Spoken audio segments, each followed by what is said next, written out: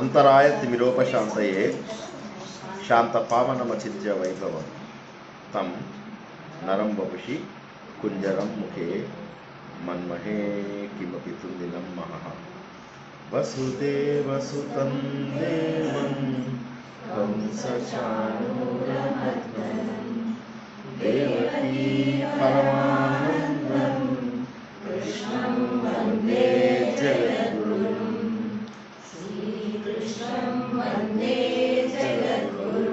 जननी जन्मभूमिश्च स्वर्गादपि गरीयसी मातृदेवो भव भगवद्भक्तुలకు ఆత్మస్వరూపులకు సత్యాన్వేషకులకు స్వాగతం సుస్వాగతం.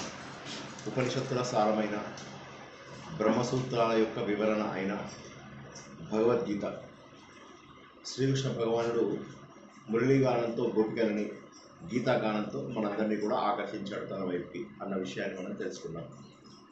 అయితే ఇందులో ఒక 4 యోగాల ద్వారా ఒక వ్యక్తి మోక్షానికి దగ్గరవుతాడు. మోక్షం అంటే నువ్వు స్వతహాగా మోక్ష స్వరూపుడవు, నీకు బంధములు లేవు, కానీ బంధములన్నీ కూడా తెచ్చిపెట్టుకున్నవే.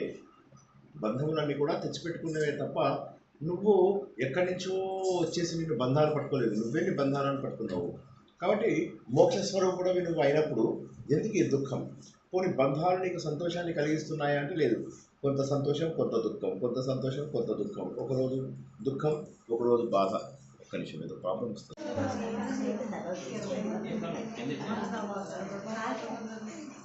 విష్ణు విష్ణు విష్ణు విష్ణు విష్ణు విష్ణు భగవంతుడు 4 రకాల మార్గాలను మనకి ఇచ్చాడు. ఇవే మార్గాన్ని మనం మణిద్వీపంలో కూడా తెలుసుకుంటాం. ఏమని? భక్తి యోగం, జ్ఞానయోగం, రాజయోగం, జ్ఞానయోగం. ఈ 4 మార్గాల ద్వారా మనం భగవంతుడిని చేరుకుంటాం. ఎవరు అడిగినా భగవద్గీతలో ఏముంది అంటే చాలామంది అంటే అన్నీ ఉన్నాయండి భగవద్గీతలో, ఎప్పుడు చెప్పడు. అది కాక నేను భగవద్గీత చెప్తున్నా అని తెలిసి వాళ్ళకి ఏదైనా భగవద్గీత వాట్సాప్ మెసేజ్ వస్తుంది కదా, అది నాకు ఫార్వర్డ్ చేస్తాను, నాకు పనికి వస్తుందని. వాళ్ళకి పనికి వస్తుందని అనుకుంటలేదు వాళ్ళు. నువ్వు చెప్తున్నావు కదా నీకు బాగా పనికి వస్తుందని పంపించామంటారు, నాకు ఫేవర్ చేసినట్టు చేస్తారు. అది అందులో సగం చదివినా కూడా చాలు కదా, వాళ్ళకు ఉపయోగపడుతుంది కదా, అలా అనుకోరు ఎవరు. దీన్ని బట్టి ఏమర్థమవుతుంది అంటే నీతులు అనేవి చెప్పడానికి బాగా ఉపయోగపడతాయి. అది కాక చాలామంది భగవద్గీతలో ఏముందో 99, నేను చెప్తున్నది అబద్ధం కాదు, అసత్యం కాదు, 99.9 మందికి భగవద్గీతలో ఏముందో తెలియదు. మిమ్మల్ని ఎవరన్నా అడిగితే ఏమని చెప్తారంటే కర్మయోగం ఉంది, కర్మయోగం నుంచి జ్ఞానయోగంలోకి ఎలా వెళ్ళాలి. కర్మ అంటే చేసే పని, ఏ పని చేస్తాం, నీళ్ళు తాగితే కూడా పని. ఈ నీళ్ళ లోపల ఏమైనా క్రిములు తాగామనుకో పాపం వస్తుంది. అదే నడుస్తున్నాను, ఎవరికో ఒక చిన్న మంచి పని చేశాను, ఏదో జస్ట్ ఒకరికి ఎవరికో సమోసా ఇచ్చాను, పుణ్యం వస్తుంది. అంటే చిన్న చిన్న పనుల వల్ల పాపాలు పుణ్యాలు వస్తాయి. అయితే పాపమున్నా పుణ్యమున్నా అనుభవించడానికి ఇంకొక జీవితం అవసరమవుతుంది. పాపమున్నా పుణ్యమున్నా అనుభవించడానికి ఇంకొక జీవితం లోపల తెలుసో తెలియకో మళ్ళీ ఇంకో పాపం ఇంకో పుణ్యం చేసుకుంటే మళ్ళీ ఇంకో జన్మ. ఇలా కోట్ల కొలది జన్మలు ఎత్తుతూ ఎలా అయిపోయిందంటే అర్జునుడికి భగవద్గీత లోపల 4వ అధ్యాయం లోపల శ్రీకృష్ణ భగవానుడు చెప్తాడు, నేను జ్ఞానం ఇచ్చాను, ఆ జ్ఞానం సూర్యుడికి చెప్పాను, సూర్యుడు తన కుమారుడైనటువంటి ఇక్ష్వాకు చెప్పాడు. ఇక్ష్వాకు తర్వాత వాళ్ళ సూర్యవంశంలో కొన్ని రోజుల పాటు వెళ్ళింది. కాకపోతే దురదృష్టమైనటువంటి విషయం ఏంటంటే ఈ జ్ఞానము అన్ని చోట్లకు వెళ్ళలేదు. ఎందుకంటే పాపాత్ములైనటువంటి రాజులందరూ వచ్చారు, నేను ఇచ్చిన. అర్జునుడికి డౌట్ వస్తుంది, ఏం మాట్లాడుతున్నావు, సూర్యుడు ఎప్పటివాడు, నువ్వు ఇవాళ నిన్న మొన్న వచ్చావు కదా అంటే కాదు, నేను ఎప్పటి నుంచో ఉన్నాను, నువ్వు కూడా ఎప్పటి నుంచో ఉన్నావు, కాకపోతే నీ మీద మాయ ఉండడం వల్ల నీకు అన్ని జన్మలు ఏమి జరిగింది అనేది తెలియదు అని చెప్పేసి చెప్తారు అనమాట. అయితే మరి ఏంటి అంటే నువ్వు చేసే ప్రతి పని కర్మకి ఫలితం ఉంటుంది. మంచి పని చేస్తే మంచి ఫలితం, చెడ్డ పని చేస్తే చెడ్డ ఫలితం, మిశ్రమం లేదా తటస్థం ఏదో ఒకటి ఉంటుంది.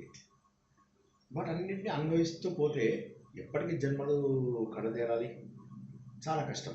కాబట్టి కర్మ యోగంగా మార్చుకో, పని యొక్క యోగంగా మార్చుకో. యోగము అంటే తెలుగు లోపల ఉపాయము, తెలివితేటలు. ఉపాయంగా మార్చుకో. ఉపాయంగా మార్చుకున్నప్పుడు ఏమవుతుంది అంటే నువ్వు గొప్ప మార్గంలోకి, అది జ్ఞాన మార్గంలోకి వెళ్ళగలవు. అప్పుడు మళ్ళీ జన్మలెత్తాల్సిన అవసరం ఉండదు. జన్మలెత్తకపోతే లాభం ఏముంది? జన్మలెత్తకపోతే ఆనందం దొరుకుతుంది. ఆనందమా? అది ఎక్కడ ఉంటుంది? నాకు ఇప్పుడు ఆనందంగానే ఉన్నాను, బాగా తాగుతున్నాను, తింటున్నాను, తిరుగుతున్నాను, కార్లు కొనుక్కుంటున్నాను, అన్నీ బాగానే ఉంది కదా అంటే అది బాగుండడం కాదు. అది ఎట్లా అంటే ఒక కుక్క ఒక యజమాని ఇంటికి వచ్చింది. అక్కడ ఉన్నటువంటి గిన్నె లోపల మూతి పెట్టింది. మూతి పెట్టి అది తింటుంది, ఎంజాయ్ చేస్తుంది. కానీ దాని చూపంతా బయట వైపే. ఎప్పుడు తన తల మీద పిడుగులాంటి యజమాని కర్ర పడుతుంది, బద్దలైపోతుంది తన తల. మామూలుగా దెబ్బ తగడం కాదు, బద్దలైపోతుంది తన తల. సో కాబట్టి మనం ఏదైతే సుఖం అని అనుకుంటున్నామో ఇన్ని జన్మల పాటు, అది నిజంగా సుఖం కాదు. ఆ తర్వాత సంస్కృతంలో సుఖం అంటే దుఃఖంతో కూడినటువంటిది అని మీనింగ్. చాలా మందికి తెలియనిది. సుఖం, ఖమ్ అంటే దుఃఖమే, సు అంటే మంచి మంచి అని చెప్పేసి మంచి దుఃఖం. మంచి దొంగ అని ఒక సినిమా వచ్చింది కదా, ఎవరిది అది? Very good, congratulations. వింటున్నారు, బాగానే వింటున్నారు. సో కాబట్టి సుఖం అనే దాంట్లో దుఃఖం ఉంది. కాబట్టి నేను సుఖంగా ఉండాలి అనుకుంటున్నావు అంటే ప్రాబ్లం ఉంది, నీ లోపలనే ప్రాబ్లం ఉంది. మరి ఎలాగ? దీనికి సమస్యకు పరిష్కారం ఏంటి అంటే, కర్మ చెయ్యి. నువ్వు కర్మ చేయకపోవడం అయితే పని మానేసి కూర్చుంటారు. అంటే పని మానేసి చేసేవాళ్ళు కొంతమంది ఉంటారు. వాళ్ళు కొంతమంది పని దొంగలు ఉంటారు, కొంతమంది ఏమో సన్యాసులు ఉంటారు. పని దొంగలకి ఏమీ ఉండదు, అలా గడిపేస్తుంటారు జీవితం. కామ్చోడు సినిమా చూసాం కదా, శుభోదయం చంద్రమోహన్ది. అట్లా ఉంటారు. వాడికి అస్సలు పొద్దున లేవడము ఇది ఉండదు, బద్ధకవిష్టి, వాడికి ఏ పని చేయడం ఇష్టం ఉండదు. ఓ రోజు ఒకళ్ళు ఇంటికి వెళ్తారు. వెళ్ళేసరికి అక్కడ సన్యాసులు అందరూ వచ్చారని చెప్పి భిక్షకి రకరకాల 15-20 రకాల వంటలు చేస్తే అవన్నీ తినడం చూసి తను సన్యాసిగా మారిపోయి ఇంకా ఫుల్ భోజనం చేస్తూ కూర్చోవచ్చు అనుకుంటాడు. వాళ్ళకి 4 o'clock లేపుతారు. ఆశ్రమంలో 4 o'clock లేపుతారు. ఏంటిది అంటే, ఇది ఇస్తే పొద్దున లేవాలి అని వాడు హడిలిపోతాడు. వాడు సౌజన్య గారి కంటే ఎక్కువ భయపడతాడు. ఏంటి ఇంత పొద్దున్నే లేవాలా నేను అంటే, అంత పొద్దున్నే లేవాలి. అండ్ పొద్దున్నే లేచిన తర్వాత సరిపోదు, భోజనాలు కూడా ఒక్క రోటి ఒక్క పుల్కా పెట్టేవాడికి రాత్రి. సో మనకేమో ఇక్కడ 2 పుల్కాలు, ఇంత ఉప్మా, మళ్ళీ రెండోసారి మూడోసారి కూడా అడుగుతున్నారు. అందరు ఇక్కడికి వచ్చే ముందు ఏమనుకున్నారంటే వెయిట్ తగ్గుదామని వచ్చారు. సార్ బాగా వ్యాయామాలు నేర్పిస్తున్నాడు, వెయిట్ తగ్గుదాము, ముద్రలు నేర్పిస్తున్నాడు, వెయిట్ తగ్గుదామని. ఇక్కడికి వచ్చిన తర్వాత అందరూ ఏమంటే, సార్ కదా వెయిట్ పెరిగే ఛాన్స్ అనిపిస్తుంది సార్. లక్ష్మి గారు ఖచ్చితంగా పెరుగుతారు. సో ఎనీవే, దానికి తగ్గట్టుగా అఫ్కోర్స్ మానసికంగా చాలా ఇదవుతుంది, స్ట్రెస్ కూడా ఉంటుంది. ఎందుకంటే కొత్త విషయాన్ని నేర్చుకోవడం మాటలు కాదు. అందుకే మనం మధ్యలో ఈ జోక్స్ ఇవన్నీ ఎందుకు చెప్పుకుంటామంటే, స్వతహాగా నాకు కొద్దిగా నాటి ఉండడం అలవాటు. రెండోది ఏంటంటే మీ అందరికి కూడా ఇష్టం అది. సో అందుకోసం అని చెప్పేసి ఆ మార్గంలో వెళ్తాం. సో ఇక్కడ వచ్చినటువంటి ఇష్యూ ఏంటంటే, జీవితం సుఖంగా వెళ్ళిపోవడం కాదు, ఆనందంగా వెళ్ళిపోవాలి. ఆనందానికి వ్యతిరేక పదం లేదు, సుఖానికి వ్యతిరేక పదం దుఃఖం, ఆనందానికి వ్యతిరేక పదం ఏమి లేదు, అనకూడదు. సో కాబట్టి ఆనందానికి వ్యతిరేక పదం లేదు ప్రపంచంలో. సంతోషానికి దుఃఖం, సో అన్నిటికీ చెడు ఇది ఉంది, కానీ ఆనందానికి దుఃఖం లేదు. ఆనందానికి అపోజిట్ పదం దుఃఖం కాదు. అందుకోసం అని చెప్పి మరి నువ్వెవరు అంటే సత్ చిత్ ఆనంద స్వరూపుడవి. ఎప్పుడు ఆనందం కావాలి అని కోరుకునేటటువంటి మనిషివి. ఆఖరికి ఏ స్టేజ్ అంటే, ఎంత కష్టాలు వచ్చినా సరే ఆనందాన్ని వెతుక్కుని నవ్వాలని చూస్తాం. మనం ఎప్పుడు అనుకుంటాం కదా, జైల్లో పడ్డా కూడా సంతోషంగా అక్కడ ఒక అడ్డా వేసుకొని, నేను చెప్పే కదా, నన్ను జైల్లో పెడితే అక్కడ 10 మందిని వేసుకొని ప్రవచనాలు, జైలర్ కూడా వస్తాడు.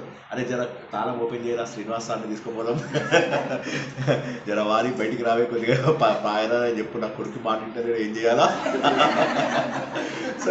సో కాబట్టి ఇక్కడ ఏం జరుగుతుంది అంటే, ఆనందం వెతుక్కోవడంలోనే మన జీవితం అంతా అవుతుంది. బట్ ఆనందాన్ని వెతకాల్సిన అవసరం ఏముంది?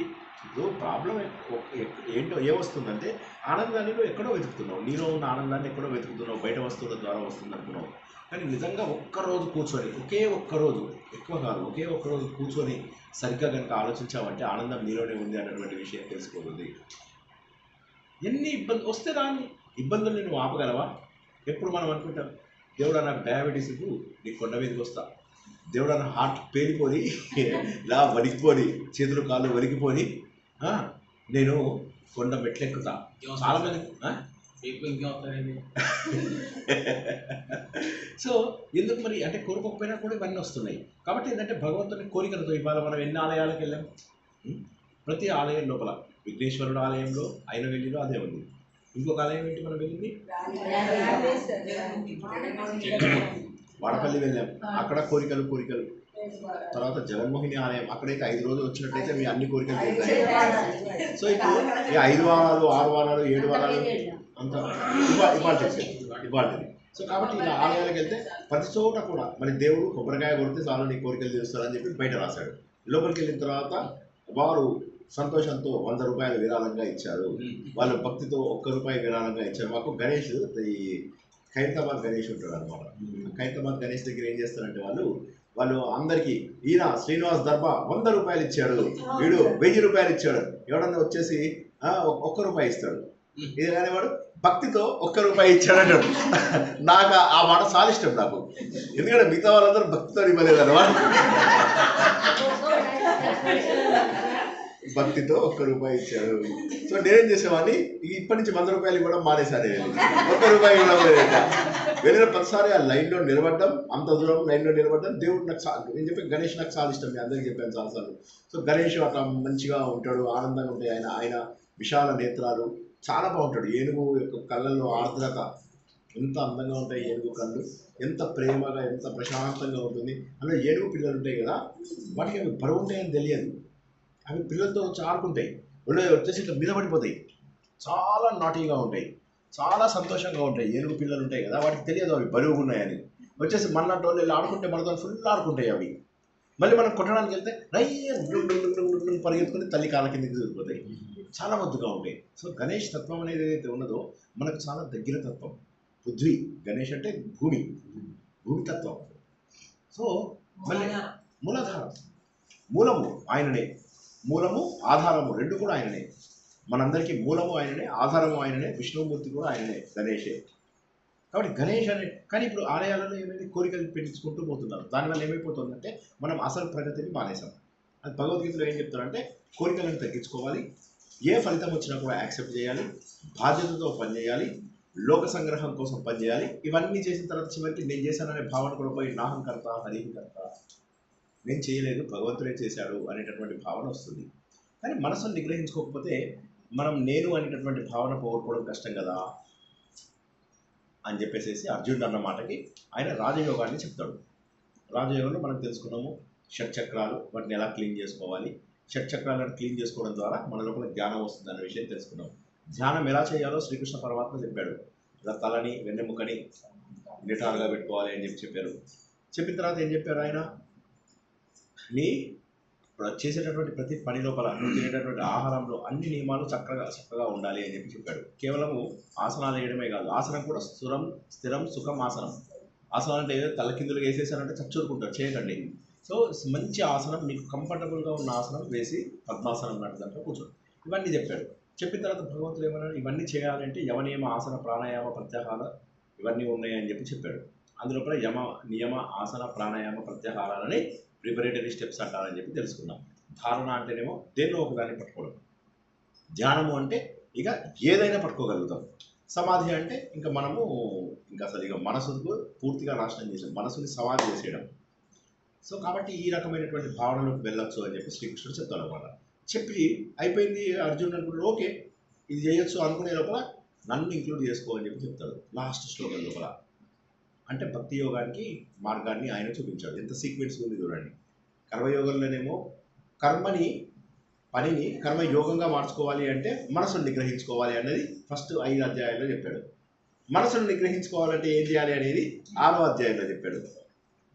6వ అధ్యాయం చివరిలో మనసును నిగ్రహించుకోవాలి అంటే ఇంకొక ఉంది, ఈ రాజయోగంతో పాటుగా నన్ను గుర్తుంచుకో, దేవుణ్ణి గుర్తుంచుకో అని చెప్పడం వల్ల భక్తి యోగం ప్రారంభమవుతుంది. ఈరోజు మనం భక్తి యోగం ప్రారంభం చేసుకుంటున్నాం. గత 2 రోజుల్లో మనం కర్మయోగము రాజయోగము పూర్తి చేసుకున్నాం. ఎవరైనా చెప్పండి ఎన్ని కంప్లీట్ చేసాం మనం? భక్తి యోగంలోకి ఎందుకు వచ్చామంటారు? ఎవరు తీసుకొచ్చారు భక్తి యోగంలోకి? ఏమని చెప్పి తీసుకొచ్చాడు? రాజయోగం ఓకే, కానీ దీనివల్ల తొందరగా రాజయోగం చేస్తూ నన్ను కూడా అక్కడ పెట్టుకొని నన్ను కూడా అందులో పెట్టుకో అని చెప్పాడు. చెప్పగానే భక్తి యోగం స్టార్ట్ అయింది.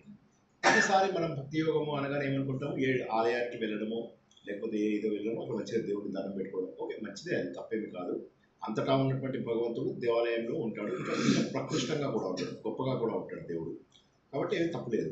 కాకపోతే ఇక్కడ వచ్చే ఇదేంటంటే ఈ వస్తువు నాది అనేటటువంటి భావన బాగా ఉంటే భక్తి కుదరదు. ఈ వస్తువు నాది అనేటటువంటి భావన ఉంటే భక్తి కుదరదు. అప్పుడు దేవుడు ఏం చేస్తాడంటే, చూడవయ్యా నీకు 7వ అధ్యాయం అని చెప్పి స్టార్ట్ చేస్తాడు. 7, 8, 9, 10, 11, 12 దీన్ని ఏమంటారంటే భక్తి షట్కము అంటారు. ఏమంటారు? షట్కం అంటే ఎంత? 6 చాప్టర్స్. సో భగవద్గీత మొత్తంని 3 భాగాలుగా కనుక మనం డివైడ్ చేస్తే ఫస్ట్ 6 భాగాలు కర్మ గురించి మాట్లాడతాయి, తర్వాత 6 అధ్యాయాలు భక్తి గురించి మాట్లాడతాయి, చివరి 6 అధ్యాయాలు జ్ఞానం గురించి మాట్లాడతాయి. ఇప్పుడు ఎవరైనా మిమ్మల్ని భగవద్గీత అడిగితే ఎన్ని పాయింట్లు చెప్పచ్చు మీరు? Yes or no? మిగతా వాళ్ళు ఎస్ చెప్పలేదంటే చెప్పలేరు, భయపడుతున్నారు, ఇంకా భయపడుతున్నారు. ఎవరైనా భగవద్గీత ఏంటి అంటే ఇప్పుడు చెప్పగలరా మీరు? 10 వాక్యాల్లో చెప్పగలరా? రేపు క్విజ్ పెడతా. సో కాబట్టి భగవంతుడు చాలా సులభంగా ఉండడానికి భక్తి యోగం అనేది వచ్చింది అని చెప్పి చెప్తాడు. భగవంతుడు ఏమంటాడంటే భక్తి అనేటటువంటిది ఒక చక్కటి ఆయుధం. అయితే ఈ భక్తి లోపల తెలియకుండానే నీకు జ్ఞానం వచ్చేస్తుంది అంటాడు. అల్టిమేట్గా మనకు కావాల్సింది ఏంటి? జ్ఞానం. జ్ఞానాగ్ని దగ్ధ కర్మాణం. జ్ఞానం అనేటటువంటి అగ్ని మన అన్ని కర్మలను నాశనం చేస్తుంది. కానీ జ్ఞానం రావాలంటే ఏదో ఒక సహాయం కావాలి. ఒక పడవ దాటాలి, ఒక పడవ తీసుకుని ఒక నది దాటుతాం. కాబట్టి అదేవిధంగా మనకు ఆ నది దాటాలి, ఈ సంసారం అనేటటువంటి నది దాటడానికి జ్ఞానం అనేటటువంటి మార్గం అవసరము. జ్ఞానం అనే మార్గము దాటిపోయి వచ్చిన తర్వాత నది దాటేస్తాము, అయిపోయింది. ఇంకా అయితే చాలామందికి దాటాలనే ఇష్టం ఉండేది. ఇట్లా బాగానే ఉంది కదా, ఏమైంది అని చెప్తాడు. తెల్ల జుట్టు వచ్చేసింది శ్రీనివాస్కి, ఒక పన్ను ఊడిపోయింది, ఓకే, కళ్ళు ఇక మెల్లగా ఇప్పటిదాకా బాగానే ఉన్నాయి, మెల్లమెల్లగా కళ్ళు కూడా పనిచేయడం మానేస్తాయి, చెవులలో వెంకిలు కూడా పడడం మానేస్తుంది, సమాజంలో అందరి దగ్గర గుర్తింపు పోతుంది, ఓకే. అయినా కూడా ఆశ మాత్రం చావదు. ఎందుకు ఆశ ఎందుకు చావదు? ఎందుకంటే కోరికల వల్ల. కోరికలు ఉండడం వల్ల ఏమవుతుందంటే ఏదో ఒకటి కావాలి. సత్యాన్ని ఒప్పుకోలేము మనం. మన వయసు పెద్దవాళ్ళం అయిపోయాము, మన శరీరం పతనం అయిపోతుంది, ఇవన్నీ ఒప్పుకోము. కానీ ఒక్కసారి కనుక ఇవన్నీ భగవంతుడికి అని చెప్పి తెలుసుకుంటే మనం ఒప్పుకుంటాం. ఇది నాది కాదు అని చెప్పి తెలుసుకోవాలి. ఇది నాది కాదు అని చెప్పేదాన్ని భక్తి యోగం అంటారు. భక్తి యోగం లోపల భగవంతుడు ఏం చెప్తాడంటే ఇదేదైతే నీది అని చెప్పి అనుకుంటున్నావో ఇవేవి నీవి కాదు. ఉదాహరణకి చిన్నపిల్లలు ఇద్దరు కొట్లాడుకుంటూ ఉంటారు. ఇది నా సైకిల్ అంటే నా సైకిల్, నా పెన్ అంటే నా పెన్ అని తల్లి నవ్వుతూ చూస్తుంటారు. ఎందుకంటే వాళ్ళకి తెలుసు అవి కొనిచ్చింది వాళ్ళేనని. ఇప్పుడు ఇక్కడ ఏం జరుగుతుంది? అదేవిధంగా భగవంతుడు కూడా మనం ఇక్కడ చిన్న వాటి గురించి కొట్టుకుంటుంటే దేవుడు నవ్వుతూ ఉంటాడు. ఎందుకంటే ఇంత చిన్న వాటి గురించి కొట్టుకుంటున్నారు, ఇచ్చింది నేను, ఇలా ఏ వస్తువు నీది కాదు. ఇప్పుడు ఆ కింద పిల్లలు ఆడుకుంటున్న వస్తువులు అవి వాళ్ళవా? తండ్రి ఇచ్చిన వస్తువులు. అట్లనే మనకు తండ్రి ఎవరు? భగవంతుడు. ఆయన ఇచ్చినటువంటి వస్తువులు. ఆయన ఇచ్చినటువంటి వస్తువులకి నాది అని పొగడబోవడం ఇంతవరకు కరెక్ట్. నాది అని చెప్పి పొగడబోవద్దు. ఇవన్నీ కూడా భగవంతుడి. అప్పుడు ఆయన ఏం చేస్తారంటే ఈ సృష్టి మొత్తము కూడా వీటితో తయారైంది అని చెప్పి పంచభూతాల గురించి వాటి గురించి ఎక్స్ప్లెయిన్ చేస్తాడు. చేయగానే అర్జునుడు ఆశ్చర్యపోయి ఉంటున్నాడు. ఓహో, అయితే ఇన్నాళ్ళు నా వస్తువులు అనుకున్నవేవి నావి కాదా అంటే నీవి కాదు. నిజంగా నావి కాదా? నిజంగా నీవి కాదు. ఇదంతా సృష్టించింది నేను అని చెప్పి చెప్పగానే ఆశ్చర్యపోతాడు అర్జునుడు. అప్పటి వరకు అన్నీ నావి అనుకున్నటువంటి అర్జునుడు ఇవన్నీ భగవంతుడివి అని చెప్పి తెలిసిన తర్వాత ఒక్కసారిగా కామ్గా అయిపోతాడు. అప్పటి వరకు ఎంతో విచలితమైనటువంటి అతని మనస్సు ఒక్కసారి కుదుటపడడం అనేది ప్రారంభమవుతుంది. ఆ విచలితమైనటువంటి మనస్సు లోపల స్థిరత్వం వచ్చేస్తుంది ఆయనకి. ఆ స్థిరత్వం ఏంటి అంటే ఆయన వెంటనే ఓహో, అయితే ఇవి నావి కాదు, మరి అయితే మాకు శరీరం ఎక్కడి నుంచి వచ్చింది అనగానే అప్పుడు బ్రహ్మదేవుడు ఇట్లా మీ అందరికీ శరీరాలు పుట్టించాడు, నేను బ్రహ్మదేవుని పుట్టించాను, హిరణ్యగర్భుడు, ఆయన మిమ్మల్ని అందరినీ పుట్టించాడు అని చెప్పి చెప్తాడు. మరి మాకు మరణం ఎక్కడి నుంచి వచ్చింది? అంటే అప్పుడు ఆయన అంటాడు అనమాట, ఉత్తరాయణం దక్షిణాయనం అని 2 కాలాలు ఉంటాయి. ఉత్తరాయణంలో చనిపోయిన వాళ్ళు ఎలా వెళ్తారు? ఉత్తరాయణంలో వెళ్ళిన వాళ్ళు ఏం చేస్తారు? ఉత్తరాయణంలో కొంతమంది స్పెషల్ దేవతలు ఉంటారు. శుక్లపక్ష దేవత, ఉత్తరాయణ దేవత, వీళ్ళందరూ ఏమంటే పగటి దేవత, అగ్ని దేవత, వీళ్ళందరూ ఉంటారు కదా. వాళ్ళందరూ మనల్ని ఒక్కొక్క చోటికి తీసుకెళ్ళి మెల్లగా డైరెక్ట్గా బ్రహ్మ మార్గంలో పడేస్తారు. రెండవది ఏంటంటే దక్షిణాయనం అంటే చీకటి మార్గం. దక్షిణాయనంలో చనిపోయిన వాళ్ళు మ్యాక్సిమం పితృలోకం వరకు వెళ్ళగలుగుతారు, ఒక మంచి పుణ్యలోకం వరకు వెళ్ళగలుగుతారు. కానీ వాళ్ళకి మోక్షం రాదు, ఇంకొక జన్మ ఎత్తే అవకాశం ఉంటుంది. కాబట్టి ఏంటంటే మనకు కావాల్సినటువంటి ముఖ్యమైనటువంటి విషయం ఏంటి అంటే మనము ఉత్తరాయణంలో చనిపోవాలంటే అది మనం కోరుకుంటే వచ్చేది కాదు. ఉత్తరాయణంలో మనం చనిపోవాలి అంటే కోరుకుంటే వచ్చేది కాదు. దానికి కావాల్సినటువంటి పుణ్యం మనం సంపాదించగలగాలి. ఉత్తరాయణంలో చనిపోయేటువంటి పుణ్యం సంపాదించాలి. కాశీలో చనిపోతే మోక్షం వస్తుంది. ఒక ఆవిడ 9 నెలలు కాశీలో ఉంది, ఏం కాలే. 1 year ఉంది, ఏం కాలే. ఇందులోకి ఆవిడ ముని మనవరాలు పెళ్ళి ఉంది. ఆవిడ మెల్లగా విజయవాడకు వచ్చింది. కానీ ఇక్కడ పుట్టుకోండి, అటు పెళ్ళి అయిపోయింది, ఇది ఇక్కడ ఏమర్థమవుతుంది మనకి?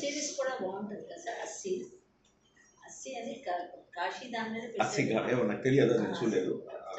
అస్సిగాడు గురించి అక్కడ అక్కడికి వెళ్ళి ఉంటాడు, అతను కూడా అలాగే 9 months ఉంటాడు. తర్వాత ఇలాగే ఏదో వస్తాడు, రోడ్ యాక్సిడెంట్ చనిపోతాడు. సో కాబట్టి అర్హత కూడా సంపాదించాలి. సప్త మోక్ష పురులలో ఎక్కడ చనిపోయినా కూడా మోక్షం వస్తుంది అంటారు. సప్త మోక్ష పురులు ఏమి చెప్పండి?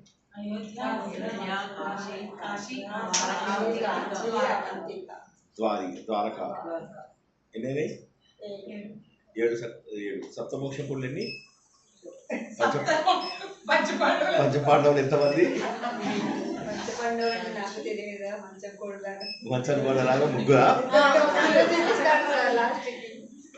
అట్లాగా సప్తమోక్ష పురులలో ఎక్కడ చనిపోయినా కూడా మోక్షం వస్తుంది అంటారు. అంటే దానికి అర్హత, ఆ ఊళ్ళో చనిపోవాలి అని కాదు, అక్కడ ఉద్దేశం ఏంటంటే దానికి అర్హత సంపాదించుకోవాలి. అర్హత ఎక్కడి నుంచి వస్తుంది అంటే మనం చేసేటటువంటి మంచి పనుల ద్వారా అర్హత వస్తుంది మనకు. సో శ్రీకృష్ణుడు ఏం చేస్తాడంటే ఉత్తరాయణ పుణ్యకాలం ఏదైతే ఉందో ఉత్తరాయణ పుణ్యకాలంలో చనిపోతూ ఉంటారు, వాళ్ళకి ఈ విధంగా దేవతలు సహాయపడతారు అని చెప్పి చెప్తాడు. అర్జునుడు ఆశ్చర్యపోయి వింటూ ఉంటాడు. ఇవన్నీ తెలియవు ఆయనకి. అర్జునుడు ఎన్ని రోజులు ఏమనుకున్నాడంటే నేను మహాశక్తివంతుడను, నేను స్వర్గలోకానికి కూడా వెళ్ళేసి వచ్చాను. అండ్ అర్జునుడు ఇంద్రియ నిగ్రహం ఉన్నవాడు. ఊర్వశి వచ్చినప్పుడు ఆయన ఏమంటాడు, నువ్వు నా తల్లి లాంటి దానివి అని చెప్పేసి చెప్తాడు. సో అంత ఇంద్రియ నిగ్రహం ఎక్కడి నుంచి వచ్చింది? సో కాబట్టి మహానుభావుడు అర్జునుడు. అటువంటి అర్జునుడు ఇప్పుడు అర్థమవుతుంది ఏంటంటే నా చేతిలో ఏం లేదు అని అర్థమవుతుంది. అప్పుడు ఆయన చెప్తున్నాను అనమాట, నువ్వు చూస్తున్నటువంటి ప్రతి వస్తువు ఏదైతే ఉన్నదో అర్జున అదంతా నేనే. చెట్టు, చేమ, గాలి, ధూళి, ప్రతి వస్తువు నేనే అని చెప్పి కొన్ని ఎగ్జాంపుల్స్ చెప్తాడు అనమాట. చెప్తాడు. ఈ పాండవులలో అర్జునుడిని నేనే, కవుల లోపల కవి కుశనా కవి ఎవరు? శుక్రాచార్యుడు. అవునా? మననం చేసే వారిలో ఎవరు? వ్యాసుడిని నేను. అవునా? సిద్ధులలో నేను ఎవరిని? బాగానే తెలివైన వాళ్ళు మన స్టూడెంట్స్ బాగా చెప్తారు. అవునా? అదేవిధంగా బాణాలు పట్టుకున్న వాళ్ళలో ఎవరిని నేను? జూదం ఆడే వాడిలో తెలివితేటలు ఎవరు? భగవంతుడే. ఈ విధంగా ఏమవుతుందంటే అన్ని భగవంతుడే. అవునా? తర్వాత అఖాతాలలో అంటే తవ్విన వాటి లోపల ఓకే ఏది అతను? నదుల, సరస్సుల, లేకపోతే నదులలో సముద్రం ఉంటారు. నదులన్నిటికంటే కూడా సముద్రం ఉంటారు. సముద్రుడు. సర్పాలలో, నాగులలో ఎవరతారు? ఒక సర్పాలలో ఎవరు? నాగులలో ఎవరు?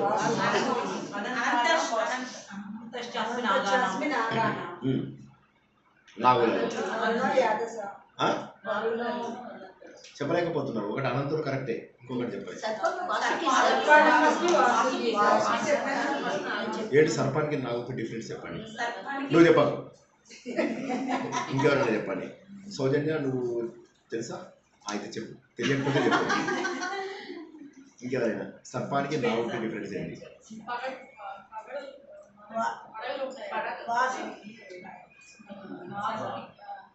నాగుకి పడగలు ఉంటాయి, సర్పానికి పడగలు ఉంటాయి.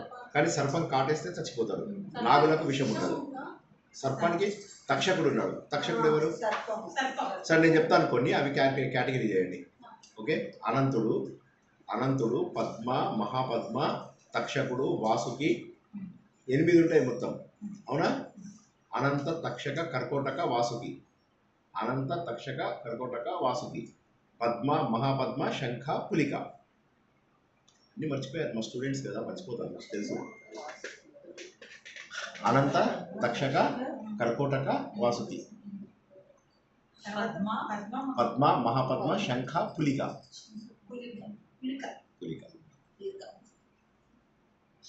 8 రకాల సర్పాలు మనం ఇప్పుడు నేర్చుకోవాల్సి. 8 రకాల సర్ప జాతులు. అందులో కూడా 2 తెలుసుకుంటాం మనం. ఒకటి విషం ఉన్నవి, ఒకటి విషం లేనివి.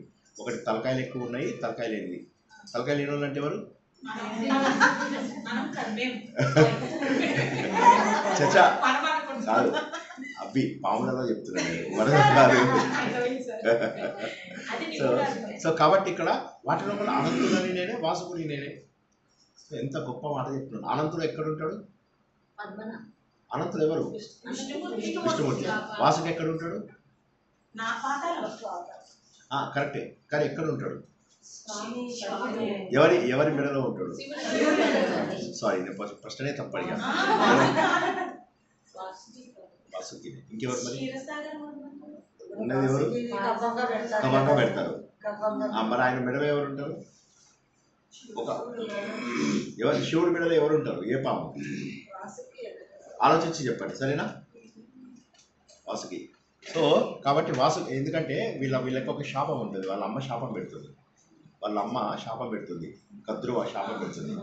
శాపం పెడితే ఏమవుతుందంటే వీళ్ళందరికీ తెలిసిన వాళ్ళు ఏం చేస్తారంటే ఒకటి శివుని ఆశ్రయిస్తాడు, ఒకటి విష్ణువుని ఆశ్రయిస్తాడు, అట్లా ఆశ్రయిస్తాడు. మిగతా వాళ్ళందరూ సర్పయాగంలో చచ్చిపోతారు. తక్షకుడు ఎవరిని పట్టుకొని ఇంద్రుడిని ఫ్రెండ్షిప్ చేసుకుంటాడు. చేసుకునేసరికి ఏమవుతుంది, ఇంద్రసింహాసనానికి చెప్పుకుంటాడు. చెప్పుకోగానే వాళ్ళు ఏం చేస్తారు, కింద ఇంద్రుడితో సహా తక్షకుడు రావాలి అని చెప్పేసి జనమేజయుడు సర్పయాగం చేస్తాడు. జనమేజయుడు మర్చిపోతాడు. కానీ ఇంకొక బ్రాహ్మణుడు ఉంటాడు. ఆ బ్రాహ్మణుడి పేరు ఏంటి, ఎవరైనా జ్ఞాపకం ఉందా? ఆయన పగ పెంచి నాకు నీకు ఇద్దరికి కూడా వీళ్ళవరనే అయింది అని చెప్పేసి చెప్తారు. ఆ బ్రాహ్మణుడి పేరు 1000 రూపాయలు చెప్పాలా మీరు? ఆ బ్రాహ్మణుడు ఏం చేస్తారంటే వాళ్ళ గురువుగారి భార్యకు కుండలాలు తీసుకురావాలి. ఆస్తికుడు యుద్ధం ఆపుతాడు. కానీ అక్కడ ఒక విషయం జరుగుతుంది. ఏం జరుగుతుంది? ఈ పాములన్నింటిలో కూడా జరత్కారు అనేటటువంటి వాడు బేబీ జరత్కారు. వాడు తల్లి ఒడిలో ఉన్నప్పుడు తెలుస్తుంది అనమాట. తన అక్క పేరు మీద ఉన్నటువంటి వాళ్ళు ఎవరైతే ఉంటారో వాళ్ళ పేరు మీద ఉన్నటువంటి మగవాడిని పెళ్లి చేసుకుంటే వాళ్ళకి పుట్టేవాడు వచ్చి కాపాడతాడని చెప్పి. సరే, ఇప్పుడు ఆ బ్రాహ్మణుడు ఎవడు? ఆ పగబట్టినోడు ఎందుకు పట్టాడు? ఆ బ్రాహ్మణుడు పగబట్టాడు. మహాభారతంలో చదువుకున్నాం మనం. అతను కాదు, అది కశ్యపుడు. అది కాదు ఏమవుతుందంటే ఒక ఆయన ఉంటాడు. ఆయన వాళ్ళ గురువుకి విద్య అయిపోయిన తర్వాత అడుగుతాడు అనమాట. ఆయన పేరు చెప్పాలి మీరు, సరేనా? ఆయన గురువుకి అడుగుతాడు అనమాట, ఏం కావాలి గురుదక్షిణ? కాదు, గురువుని అడుగుతాడు, ఏం కావాలి గురుదక్షిణ? నాకేం వద్దయ్యా అంటాడు. మళ్ళీ విసుగొస్తుంది. పోయి మీ ఆంటీని అడుక్కోపోతాడు. ఆంటీ అంటే గురుపత్ని. ఆ రోజుల్లో ఇంగ్లీష్లో చెప్పాడంటే చాలా గ్రేట్. సార్ చెప్పగానే అప్పుడు ఏం చేస్తాడు, సరే అని చెప్పి ఆమె అంటది, గురుదక్షిణ ఇస్తావా? ఇవి ఫలానా రాజు భార్యకి కుండలాలు ఉంటాయి, అవి తీసుకొని రా అంటుంది. చూసావా, అనవసరంగా ఆడవాళ్ళతో పెట్టుకున్నారు. ఆ రోజుల్లో కూడా అదే ప్రాబ్లం.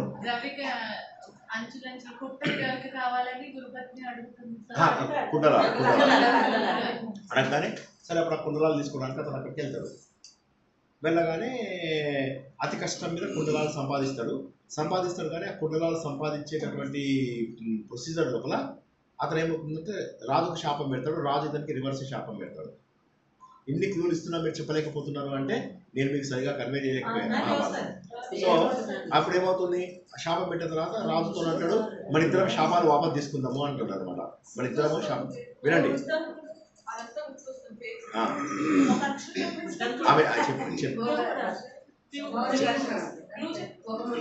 సరే అయితే అప్పుడు వినండి. అప్పుడు ఏమవుతుంది, ఆయన ఏం చేస్తాడు, సరే అని చెప్పేసి రాజుకి శాపం పెడతాడు. తను వినండి, ఇద్దరు ఒకరికొకరు శాపాలు పెట్టుకుంటారు. అప్పుడు రాస్తున్నట్టు అదే అనవసరంగా శాపాలు పెట్టుకున్నాం, వాపస్ తీసుకుందాం అంటే బ్రాహ్మణుల మాట కఠినం. శ్రీనివాస్ కసురుకుంటాడు, కానీ మనసు మరి నవనీతం విన్నా. కానీ రాజులు అట్లా కాదు. రాజులు మాట కంటే కూడా వాళ్ళ చేతులు బాగా కఠినంగా ఉంటాయి. కాబట్టి నేను మాట శాపం కాబట్టి నేను వెనక్కి తీసుకోలేను. నువ్వు శాపం వెనక్కి తీసుకోవచ్చు, నువ్వు నవనీతం, నువ్వు వెనక్కి తీసేసుకో అంటాడు. అనగానే అప్పుడు ఈయన శాపం వెనక్కి తీసుకొని బాగా బాధపడుతూ వెళ్ళిపోతాడు. వెళ్ళిపోయిన తర్వాత ఏమవుతుంది, చాలా బాధపడి వెళ్ళిపోతాడు. వెళ్ళిపోయి కుండలాలు పట్టుకొని వెళ్తుంటే మధ్యలో కూడా తక్షకుడు వచ్చి ఆ కుండలాలు తీసుకొని పాతాళలోకంకి వెళ్ళిపోతాడు. ఇతను మళ్ళీ నానా కష్టాలు పడి పాతాళలోకంకి వెళ్ళి ఆ కుండలాలు సాధించుకొని వచ్చి గురుపత్నికి టైం లోపల ఇచ్చేస్తాడు. గురుపత్ని సంతోషిస్తుంది, గురువు గారు చాలా సంతోషిస్తాడు. నువ్వు చాలా గొప్పవాడు అవుతావు అంటాడు. ఒకరి ఇందులో పేరు చెప్పారు, అది ఆల్రెడీ. ఎవరు మాట్లాడకండి ఆ పేరు, ఇంకొకసారి నేను చెప్తాను ఆ పేరు. ఎవరైనా ఇంకొకరు చెప్పడానికి అవకాశం ఇచ్చి ఒకరు చెప్పేశారు ఆల్రెడీ. అప్పుడు గురుపత్ని చాలా సంతోషించిన తర్వాత ఈయన వెళ్ళిపోతాడు. కానీ ఆయనకు మనసు లోపల చాలా పగ. చూడు ఇది అంతా చేసేది తక్షకుడు ఎప్పుడు అంత ఎవరినో ఒకరిని కవ్విస్తూ ఉంటాడు అని చెప్పేసి ఏం చేస్తాడంటే జనమేజయుడి దగ్గరికి వెళ్తాడు. జనమేజయుడి దగ్గరికి వెళ్ళి, ఇగో మీ నాన్నగారిని చంపేసింది ఎవరో తెలుసా, తక్షకుడు. అది కూడా వాడు ఎంత దుర్మార్గుడు తెలుసా, తక్షకుడు తనేళ్ళి చంపడు చెప్పారు ఆల్రెడీ, చెప్పింది ఆమె. ఓకే, సో నీవు ఈయన ఉదాహరణకుడు వెళ్ళేసి అక్కడికి వెళ్ళి కోపగించుకుంటాడు. అతనికి వెళ్ళి చెప్తాడు, మీ నాన్నని చంపేసింది ఎవరో తెలుసా, తక్షకుడు. ఆ తక్షకుడిని నువ్వు ఇద్దరం కలిసి పగ తీర్చుకుందాం అంటాడు. జనమేజయుడికి అప్పటిదాకా పాపం పీస్ఫుల్గా ఉంటాడు, ఏదో అయిందేదో అయిపోయిందని, మా నాన్నకు మోక్షం వచ్చిందని. వీడు వచ్చి రెచ్చగొడతాడు, మీ నాన్నను క్రూరంగా చంపాడు వాడు, మీ నాన్నను కాటేయగానే ముఖమంతా నల్లగా అయిపోయింది, ఇవన్నీ చెప్పగానే ఒళ్ళు అమ్మ మా నాన్న ఎట్లా చంపాడా అని చెప్పేసి సర్పయాగం చేస్తాడు. అది కూడా ఎట్లా జరుగుతుంది తెలుసా ఆ మరణం? అతను కాటు వేసే లోపలే, మనం 12వ అధ్యాయం ఏం చదువుకున్నాం, ఆయనకు కాటు వేసే లోపలే ఆయనకు మోక్షం వచ్చేస్తుంది. మొన్ననే కదా తెలుసుకున్నది, శ్రీకృష్ణుని మహాబలిష్ట మనం చెప్పుకోండి, మోక్షం వస్తుంది. కానీ ఈ పాము కాటేయడానికి ముందేమవుతుందంటే ఒక ఈ పాము విషాన్ని తీసేసేటువంటి ఒక కశ్యపుడు అనే ఒక బ్రాహ్మణుని వస్తుంటాడు. ఆ బ్రాహ్మణుడు తక్షకుడు ఇద్దరు ఒకళ్ళని ఫేస్ చేసుకుంటారు. హలో బాస్ ఎక్కడికి వెళ్తున్నావు అంటే, హలో బ్రదర్ ఇట్లా నేను ఇది రాజుగారి దగ్గర తక్షకుడు కాటేయడానికి వస్తున్నానడా, నేను విషాన్ని తీసేయగలను. ఎట్లా తీస్తావు విషం అని ఒక చెట్టు మీద బుస్ అంటాడు. అనగానే చెట్టు మొత్తం ఎండిపోతుంది, ఒక క్షణంలో మాడిపోతుంది. ఏదంటాడు, నువ్వు బుస్ అంటావా నేను తుస్ అంటా అని చెప్పి ఇట్లా గుంజేస్తాడు. గుంజేగానే చెట్టు అంతా కూడా గ్రీన్ అయిపోతుంది. అప్పుడు ఇతను ఏం చేస్తాడు, అదే ఒక పని చెయ్యి, నీకు ఎన్ని పైసలు ఇస్తున్నారు వాళ్ళు అంటే, ఎంత అండి 1 lakh అని, నువ్వు 2 lakh తీసుకో అని చెప్పేసి డబ్బులు ఇచ్చేస్తాడు. డబ్బులు ఇచ్చి వాపస్ పంపించేసి సో అది అతనికి డ్యూటీ కాదు తక్షకుడిది. కానీ అట్లా ఎప్పుడు తక్షకుడు ఇలాంటి కొంటె పనులు చేయడంలో కూడా చాలా ఇది తక్షకుడు. సో ఎనీవే మనము సో అటువంటి అన్నీ నేనే అని చెప్తుంటాడు. అంటే ఒక మంచివాడిని, ఒక చెడ్డవాడిని, ఒక శివుడివా, ఒక దీన్ని, ఒక అన్నిటినీ కూడా చెప్తూ ఉంటాడు అనమాట. తను విష్ణుమూర్తి కృష్ణుడు చెప్తూ ఉంటాడు, ప్రతిదీ నేనే అని చెప్పేసి చెప్తాడు అనమాట. చెప్పేసి ఇట్లా అన్ని ప్రపంచంలో నువ్వు ఏది చూస్తున్నావు అన్నిటిలో గొప్పది నేనే. గుర్రాలు ఉన్నాయి, గుర్రాలు అన్నిటికి గొప్పది ఏది, ఉచ్చైశ్రవం అంటే ఇది సాగర మథనంలో వచ్చినటువంటిది. సాగర మథనంలో అది ఎవరు తెలుసా, నేనే. ఐరావతం అన్నిటికంటే గొప్పది, అది ఎక్కడి నుంచి వచ్చింది తెలుసా, నేనే. చెట్లు ఉన్నాయి, చెట్లలో కల్వవృక్షం ఎక్కడి నుంచి వచ్చింది తెలుసా, నేనే. ఇది నేనే అని ఎట్లుందంటే, పూర్వకాలంలో కూడా సర్దార్జీల మీద ఒక జోక్ ఉండేది. సర్దార్జీలకు తెలివితేటలు లేవు అని చెప్పేసి అందరూ అనుకుంటూ ఉంటారు. అప్పుడు ఏమైందంటే, ఒక సర్దార్జీని వాళ్ళందరూ డబ్బులు స్పాన్సర్ చేసి వాడిని ఏం చేస్తారంటే అమెరికాకు పంపిస్తారు. వాడు చాలా చదువుకొని మంచి ఎడ్యుకేటెడ్ అయ్యి అదే ఫ్లైట్లో వెనక్కి వస్తుంటాడు. వాడు పక్కన కూర్చున్నాడు, వీడిని చూసి నవ్వుతూ ఉంటాడు. వీడికి అర్థం కాదు, నేను ఎందుకు నవ్వుతున్నా అంటే, మీరు సర్దార్జీలకు బ్రెయిన్ ఉండదట కదా అంటే, బాగా బ్రెయిన్ ఉంటుంది, నేను అమెరికాలో బాగా చదువుకొని వచ్చాను అంటాడు. సరే, మా ఇంట్లో మొత్తం ముగ్గురు, మా ఇంట్లో ఎంతమంది, ముగ్గురు, ఒకటి నా భార్య, ఒకటి నా కూతురు, ఆ మూడో మనిషి ఎవరు అంటాడు. సర్దార్జీ తలకాయ కొక్కుంటాడు, చాలాసేపు కొక్కుని తెలియదు అంటాడు. ఇంకెవరు, నేనే అంటాడు. అరే రే అని చెప్పేసి బాధపడతాడు. ఈయన సర్దార్జీ ఇంటెలిజెంట్ సర్దార్జీ వచ్చాడని చెప్పి ఇక పంజాబ్ మొత్తం అంతా వచ్చేస్తారు, ఒక పెద్ద సభ ఏర్పాటు చేస్తారు. సభ ఏర్పాటు చేసిన తర్వాత ఇతను తన అనుభవాలు చెప్పమంటే చెప్తాడు. చెప్పి మా ఇంట్లో మొత్తం ముగ్గురు ఉన్నారు, ఎవరో చెప్పాలి, ఒకటి నా భార్య, ఒకటి నా కొడుకు, మూడోవాడు ఎవడు అంటారు. ఎవరు చెప్పాడంటే, నాకు ఆ ఫ్లైట్లో కలిసాడు కదా వాడు. సో అట్లాగా ఇప్పుడు శ్రీకృష్ణుడు అన్ని నేనే చెప్పేస్తున్నాడు. ఏది అడిగినా కూడా అదెవరో తెలుసా, అది నేనే, ఇదెవరో తెలుసా, ఇది నేనే చెప్తుంటే అర్జునుడు ఒక్కసారి షాక్ అయిపోతున్నాడు. అన్నీ ఇండైరెక్ట్గా ప్రతి రిఫరెన్స్లో భగవంతుడే, ఎక్కడ చూసినా కూడా భగవంతుడే, ఎక్కడ చూసినా కూడా భగవంతుడే. అప్పుడు అత్యద్భుతమైనటువంటి 9వ అధ్యాయంలో, ఈ 10 కంటే కొద్ది ముందు 9వ అధ్యాయంలో చెప్తాడు అనమాట. ఏమని చెప్తాడు 9వ అధ్యాయంలో? చాలా గ్రేట్ విషయాలు చెప్తాడు. మన్మనామవ వద్భక్తో మధ్యాజీనాం నమస్తే. ఇది వన్ ఆఫ్ ద బెస్ట్ శ్లోకాలు. ఆ చాప్టర్లో ఉన్న 3 శ్లోకాలను మీ అందరికీ పట్టి కొట్టమని చెప్పాను. ఎవరికైనా జ్ఞాపకం ఉన్నాయా? 9వ అధ్యాయంలో వెరీ గుడ్, వెరీ గుడ్. ఇప్పుడు నాకు సంతోషంగా ఉంది, ఎందుకంటే కొంతమంది అయినా వినగలుగుతున్నారు. సో బాగా చెప్పారు, చాలా బాగా చెప్పారు. 3 కూడా కరెక్ట్. పత్రం పుష్పం ఫలంతో. భగవంతుడికి హంగు ఆర్భాటం కాదు కావాల్సింది. నేను గొప్పోడిని, వాడు గొప్పోళ్ళు కాదు, నాకు ఎక్కువ తెలుసు, వీడికి అదేం లేదు. నాకు గురువు లేడు, శిష్యుడు లేడు, శాస్త్రం లేదు, శిక్షణ లేదు, నువ్వు లేవు, నేను లేను, ఈ ప్రపంచం లేదు, ప్రపంచం కూడా లేదు. నచత్వం నచాహం నచ అయం ప్రపంచ. కాబట్టి ఏంటంటే, అలాంటి మహోన్నతమైనటువంటి విద్య, ప్రతిదీ భగవంతుడే. ఎవరు తక్కువ వాళ్ళు కాదు, ఎవరిని తక్కువ అంచనా వేయద్దు, ఎవరిని తక్కువగా చూడద్దు. చూసావంటే నువ్వు నీచుడివి. అందరూ సమానమే, అందరిలో ఉన్నటువంటిది ఒకటే. అర్జునుడు వింటూ ఏడ్చేస్తుంటాడు. అర్జునుడు, నాకు తెలుసు నీ గురించి తెలియదని కాదు, నాకు దేవలుడు చెప్పాడు, నారదుడు చెప్పాడు, వ్యాసుడు చెప్పాడు, అసితుడు చెప్పాడు, అందరూ మహానుభావులు వీళ్ళందరూ. వ్యాసుడి యొక్క శిష్యులు, దౌమ్యుడి యొక్క నాన్నగారు, అన్నగారు, వీళ్ళందరూ మహానుభావులు. వీళ్ళందరూ దౌమ్యుడు ఎవరు?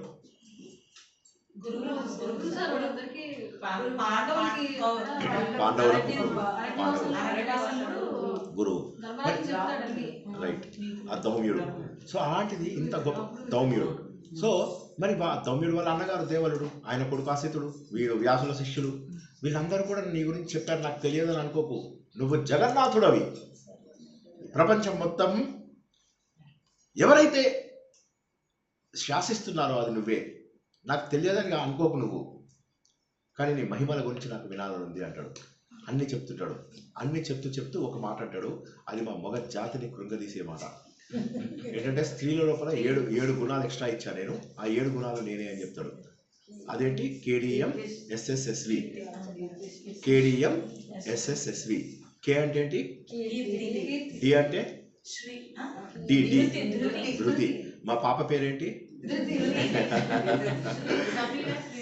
శ్రీ ధృతి మా పాప పేరు. ఓకే. డి అంటే ధృతి, ఎం అంటే మేధాశక్తి, ఎస్ అంటే స్మృతి, ఇంకొక ఎస్ అంటే క్షమ, ఇంకొక ఎస్ అంటే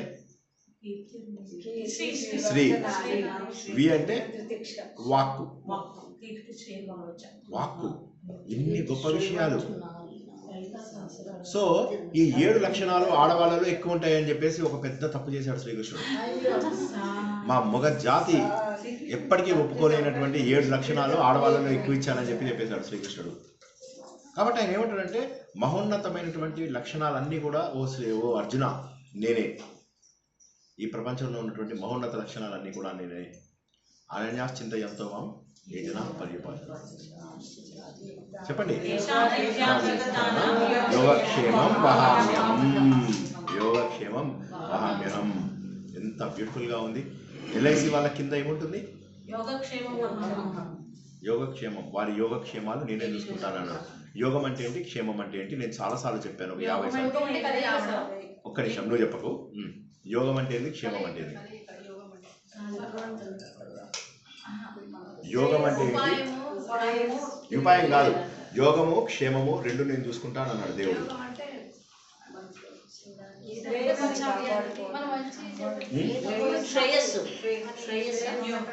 ఏది అనుభవించాలి అనేది కొద్దిగా దగ్గరికి వచ్చింది, కానీ not correct answer, but very similar answer. యోగం నేనే ఇస్తాను, క్షేమం నేనే ఇస్తాను అన్నాడు. యోగం నేనే ఇస్తాను, క్షేమం నేనే ఇస్తాను. మాధురి చెప్పు. యోగం అంటే లేనిది రావడం, క్షేమం అంటే ఉన్నది కాకపోవడం. అర్థమైందా? రాసుకోండి. మంచిగా ఉందా భక్తి యోగం? మిగతా వాటిలాగా కష్టంగా లేదు కదా? ఇది ఉందా, టఫ్ ఉందా? మేడం లక్ష్మి మేడం బాగుందా? ఇది ఉందా, మిగతా ఇది ఉన్నాయా? ఇదే చాలా ఇది ఉందా? సో యోగము క్షేమము ఈ రెండు నేనే చేస్తాను. వహామ్యహం నేనే చేస్తాను. ఇవి రెండు. అహం వహామి. చాలా బ్యూటిఫుల్ శ్లోకం. అనన్యాశ్చింతయంతో మాం. సో పత్రం పుష్పం ఫలంతో మీనింగ్ ఏంది? హంగు ఆర్భాటాలు లేకుండా అని. మన్మనామవ బద్భక్తో మీనింగ్ ఏంది? నా భక్తుడుగా నాయందే మనసు పెట్టు. సో ఇక్కడ ఏమర్థమవుతుంది? క్లియర్గా అనన్య భక్తి కావాలి అని వస్తుంది. ఇప్పుడు అనన్య భక్తి అనేసరికి మనం ఏమనుకున్నాం? మన పిల్లల కంటే కూడా దాటించేటటువంటి, మన పిల్లల కంటే కూడా ఎక్కువ భక్తి మనకు ఉండాలి అని చెప్పే విషయాన్ని మనం ఇక్కడ తెలుసుకుంటున్నాం. అవునా కదా? ఎలా పాసిబుల్ అవుతుంది అది? ఎలా పాసిబుల్ అవుతుందంటే, ఎవరెవరి రుణానుబంధ రూపంలో ఎవరెవరు మనకు పుడతారో తెలియదు. రుణానుబంధ రూపేణ పశుపత్ని సుతాలయ. కాబట్టి ఎవరెవరు ఏ రుణంతో మనకు పుట్టారో తెలియదు. పూర్వజన్మలో నీ శత్రువు ఈ జన్మలో నీ కొడుకుగా పుడతాడు. వాడిని ఎంత ప్రేమ చేస్తావు? బా పూర్వజన్మలో వాడిని ఎన్ని తిప్పలు పెట్టాడో, నువ్వెన్ని వాడిని తిప్పలు పెట్టావో అవన్నీ ఇప్పుడు రిటర్న్. భార్య, సరిగా భార్య గురించి చెప్పాలా? సో చెప్పాలా? జనరల్గా సుధామోహన్ మేడం నన్ను సపోర్ట్ చేస్తారు.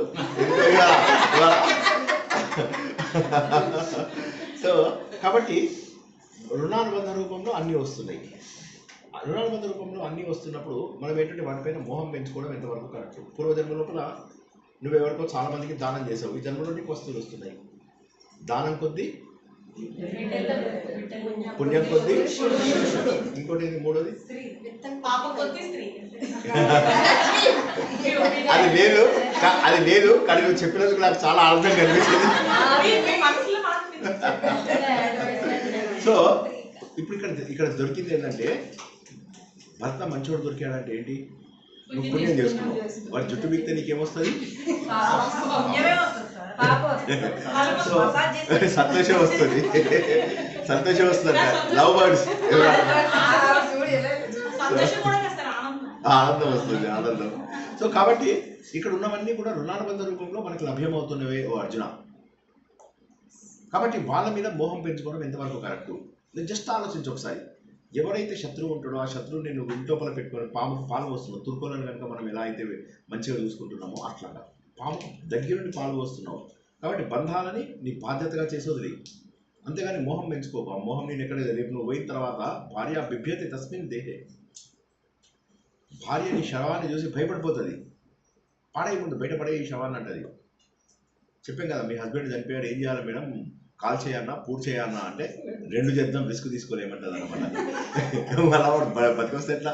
సో కాబట్టి ఇక్కడ ఏం తెలుస్తుంది, అందరూ ఎవరు కూడా ఈ ప్రపంచంలో ఇది 2 వైపులా, ఇది నేను జస్ట్ జోక్ కోసం చెప్తున్నాను అంతే, మీ అందరికి తెలుసు.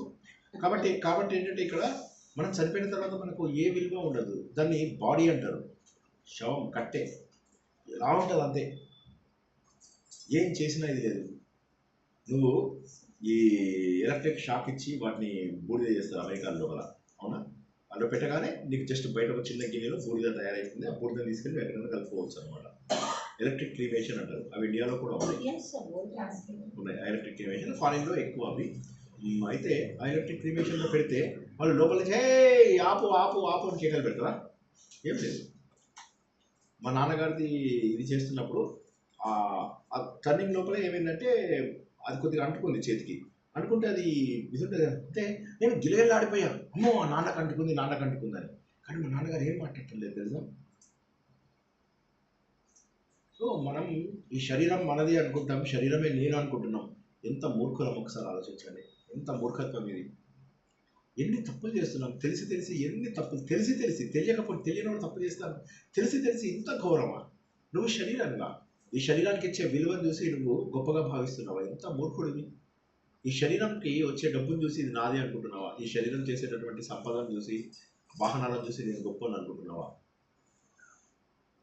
కాబట్టి ఆయన ఏం చెప్తున్నానంటే ఇవన్నీ కావు, నీకు కావాల్సింది నువ్వు ఆత్మజ్ఞానం సంపాదించుకోవాలి, ఆత్మజ్ఞానం సంపాదించాలి అని చెప్పేసి ఆయన ప్రతి చోట ఉన్నది నేనే. ఇక అర్జున ఇవన్నీ చెప్పడం ఎందుకు, ఈ ప్రపంచం చాలా ఉన్నాయి నా విభూతులు కనుక చెప్పుకుంటూ పోతే. విభూతి అంటే ఏంటి? విశిష్టంగా కనిపించడము. విశిష్టంగా కనిపించడాన్ని విభూతి అంటారు. భూతి అంటే భవతి, ఉన్నాడు. విభూతి అంటే విశిష్టంగా ఉన్నాడు. ఉదాహరణకి శ్రీనివాస్ ఉన్నాడు, ఓకే, ప్రవచనం ఉన్నప్పుడు ఈ చొక్కా వేసుకుంటాడు, ఆఫీస్కి వెళ్ళినప్పుడు వేరే చొక్కా వేసుకుంటాడు, అవునా? మార్కెట్కి వెళ్ళినప్పుడు ఒక రకమైన డ్రెస్ ఉంటుంది, ఇంకొక చోటుకి వెళ్ళినప్పుడు ఇంకొక రకమైన డ్రెస్ ఉంటుంది. ఒక్కొక్క చోట ఒక్కొక్క మామూలుగా కనిపించడము, విశిష్టంగా కనిపించడం, డిఫరెంట్గా కనిపిస్తూ ఉంటాడు. విశిష్టం అంటే స్పెసిఫిక్గా కనిపిస్తూ ఉంటాడు. అలాగా విభూతి అంటే ఆయన ఒకే దేవుడు అనేక రూపాలలో మనకు కనిపిస్తున్నాడు. ఆయన దాని గురించి ఏమంటాడు, కొంతమంది అర్జున నన్ను విరాట రూపంలో పూజిస్తారు, కొంతమంది మామూలు దేవతల రూపంలో పూజిస్తుంటారు, అనేకులుగా పూజిస్తారు. కొంతమంది ఏకం పూజిస్తారు, కొందరు అనేకం పూజిస్తారు. కొంతమంది మధ్యలో ఉన్నటువంటి దేవతా శక్తులనే పూజిస్తారు, కొంతమంది డైరెక్ట్గా పరబ్రహ్మ రూపమైన నన్ను పూజిస్తారు. అర్థమైందా ఈ పాయింట్? విధంగా చెప్పండి, అర్థం కాలే కదా. పరబ్రహ్మ అయినటువంటి నన్ను అంటే సర్వత్రా వ్యాపించి ఉన్నటువంటి చైతన్యాన్ని పూజించేది కొంతమంది. దేవుణ్ణి వివిధ రూపాలలో పూజించే వాళ్ళు ఎక్కువ ఉన్నారు. ఇవాళ మనం అయినవెల్లిలో ఒక రూపంలో పూజించాం దేవుణ్ణి, జగన్మోహిని రూపంలో పూజించాం, ఇలా రకరకాల రూపంలో పూజించాం. అగ్నిదేవుని పూజిస్తాం, వడ్డదేవుని పూజిస్తాం. దేవుణ్ణి వివిధ రూపాలలో పూజించే వాళ్ళు ఉంటారు. దేవుడిని ఒకటే విరాట స్వరూపంలో పూజించే వాళ్ళు ఉంటారు. దేవుణ్ణి ప్రకృతిగా పూజించే వాళ్ళు ఉంటారు. సర్వత్రా వ్యాప్తి చెందినటువంటి చైతన్యంగా పూజించే వాళ్ళు కూడా చాలా మంది ఉంటారు. ఎవరు ఎలా పూజిస్తే నేను వాళ్ళకి అలా వారి యొక్క సాధనలో నేను పనికొస్తాను. అర్జునుడు అంటాడు, అమ్మ మంచిగా చెప్పినావు అన్న, నాకు శ్రద్ధ ఉంది, చాలా శ్రద్ధ ఉంది, శ్రీనివాస్ స్టూడెంట్స్ కంటే ఎక్కువ శ్రద్ధ ఉంది. కానీ సాధన మధ్య లోపల ఒకవేళ కనుక నా జీవితం అయిపోతే ఎట్లా? ఆల్రెడీ అందరూ 50 years, యాక్చువల్లీ ఇందులో చాలామంది 40 years వాళ్ళు చాలామంది ఉన్నారు, ఎక్కువ మంది వాళ్ళే ఉన్నారు. As a matter of fact ఒకవేళ మధ్యలో కూడా నా జీవితం అయిపోతే ఎట్లాగా చెదిరిన మేఘం అయిపోతాను నేను. అంటే చెదిరిన మేఘం ఎప్పటికీ కావు. ఎందుకంటే ఎప్పుడైతే నువ్వు ఈ జన్మలో నిజమైన సాధన చేస్తావో వచ్చే జన్మలో అక్కడి నుంచి నీ జన్మ స్టార్ట్ అయ్యి మంచి కుటుంబంలో పుట్టి సాధనకు అనుకూలమైనటువంటి ఇంట్లో పుడతావు నువ్వు అని చెప్పేసి చెప్పాడు.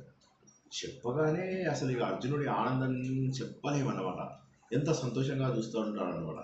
చూసి అడుగుతాడు, దేవుడు ఒక మాట అడుగుతాడు, ఏం అనుకో కదా అంటాడు. ఏంటి అంటే నాకు మోహం తగ్గిపోయింది అంటాడు. దేవుడు సంతోషపడతాడు, కానీ దేవుడికి తెలుసు మోహం తగ్గలేదని. ఎందుకు? ట్యాబ్లెట్ జ్వరం వచ్చింది, 4 రోజులు ఉంటుంది జ్వరం. కానీ నీకేంటి ఫస్ట్ డే నాడు మందు వేసుకోగానే 8 అవర్స్లో జ్వరం రాదు. 8 అవర్స్లో పెట్టేశారండి. వణికిపోతున్నా నేను. ఇంట్లో భయపడి ఇక్కడ భయపడి. సో 8 అవర్స్ జ్వరం రాదు నాకు. 8 అవర్స్ జ్వరం రాకపోతే నాకు జ్వరం రానట్ట, లేక జ్వరం తగ్గుముఖం పట్టినట్ల. జ్వరము తగ్గుముఖం పట్టినట్టు. అర్జునుడు నాకు మోహం తగ్గింది అంటే మీనింగ్ ఏంటి? మోహం తగ్గుముఖం పట్టింది అర్జునుడికి. తగ్గుముఖం పట్టింది, కొద్దిగా తగ్గుతుంది అంటే వర్క్ చేస్తుంది శ్రీకృష్ణుడు చెప్పింది. కానీ అర్జునుడు ఏమన్నాడు? నాకు మోహం తగ్గిపోయింది కృష్ణ అని చెప్పి. బట్ నేను ఒక మాట చెప్తున్నాను, నాకు అర్హత ఉందో లేదో తెలియదు. నీ విశ్వరూపం చూడాలి. ఇప్పుడు నువ్వు ఇండైరెక్ట్గా చెప్పావు, ఈ చెట్టు నేనే, పుట్ట నేనే, ఏనుగు నేనే, పక్షి నేనే. నేను వైనతేయుడు, పక్షులలో నేను వైనతేయుడు అన్నాడు. వైనతేయుడు అంటే అలా అన్ని రూపాలలో నువ్వు ఉన్నావు. కరెక్ట్. ఇండైరెక్ట్గా నువ్వు ఎవరో నాకు తెలిసిపోయింది. ఇప్పుడు కూడా మనం బయటికి వెళ్ళగానే ఏమనుకోవాలి? నక్షత్రాలలో సూర్యుడు నేనే, కాబట్టి సూర్యుడికి దండం పెట్టుకుంటాం.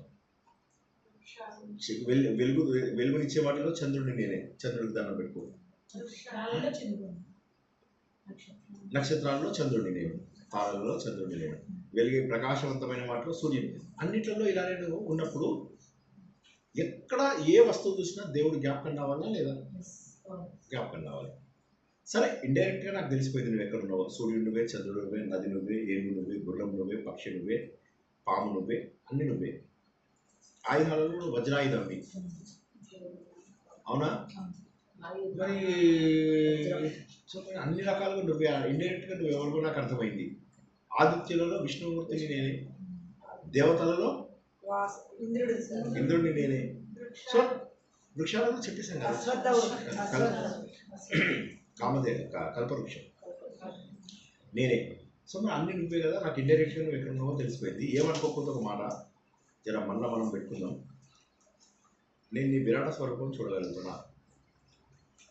దేవుడు నవ్వుతాడు, నీకు కాకపోతే అర్హత ఎవరుతుంది అని. ఇక్కడ నీకోనే ఎవరిని అడుగు చెప్పండి.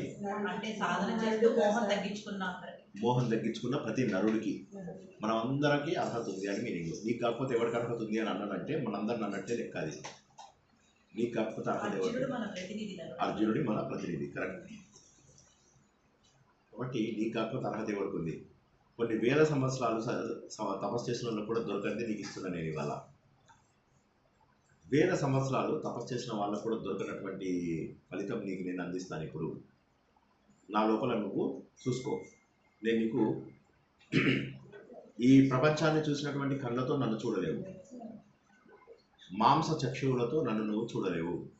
నీకు నేను దివ్య చక్షువులను ఇస్తాను. ఆ దివ్య చక్షువులతో నువ్వు చూడు. నీకు టైం, స్పేస్, మెటీరియల్ ఇవి నీకు దేశకాల పదార్థ పరిస్థితులు ఏవి నీపైన ఉండవు. నువ్వు ఏం చూద్దాం అనుకుంటే అది చూసుకో అనగానే అప్పుడు ఒక్కసారిగా అర్జునుడికి చూస్తాడు.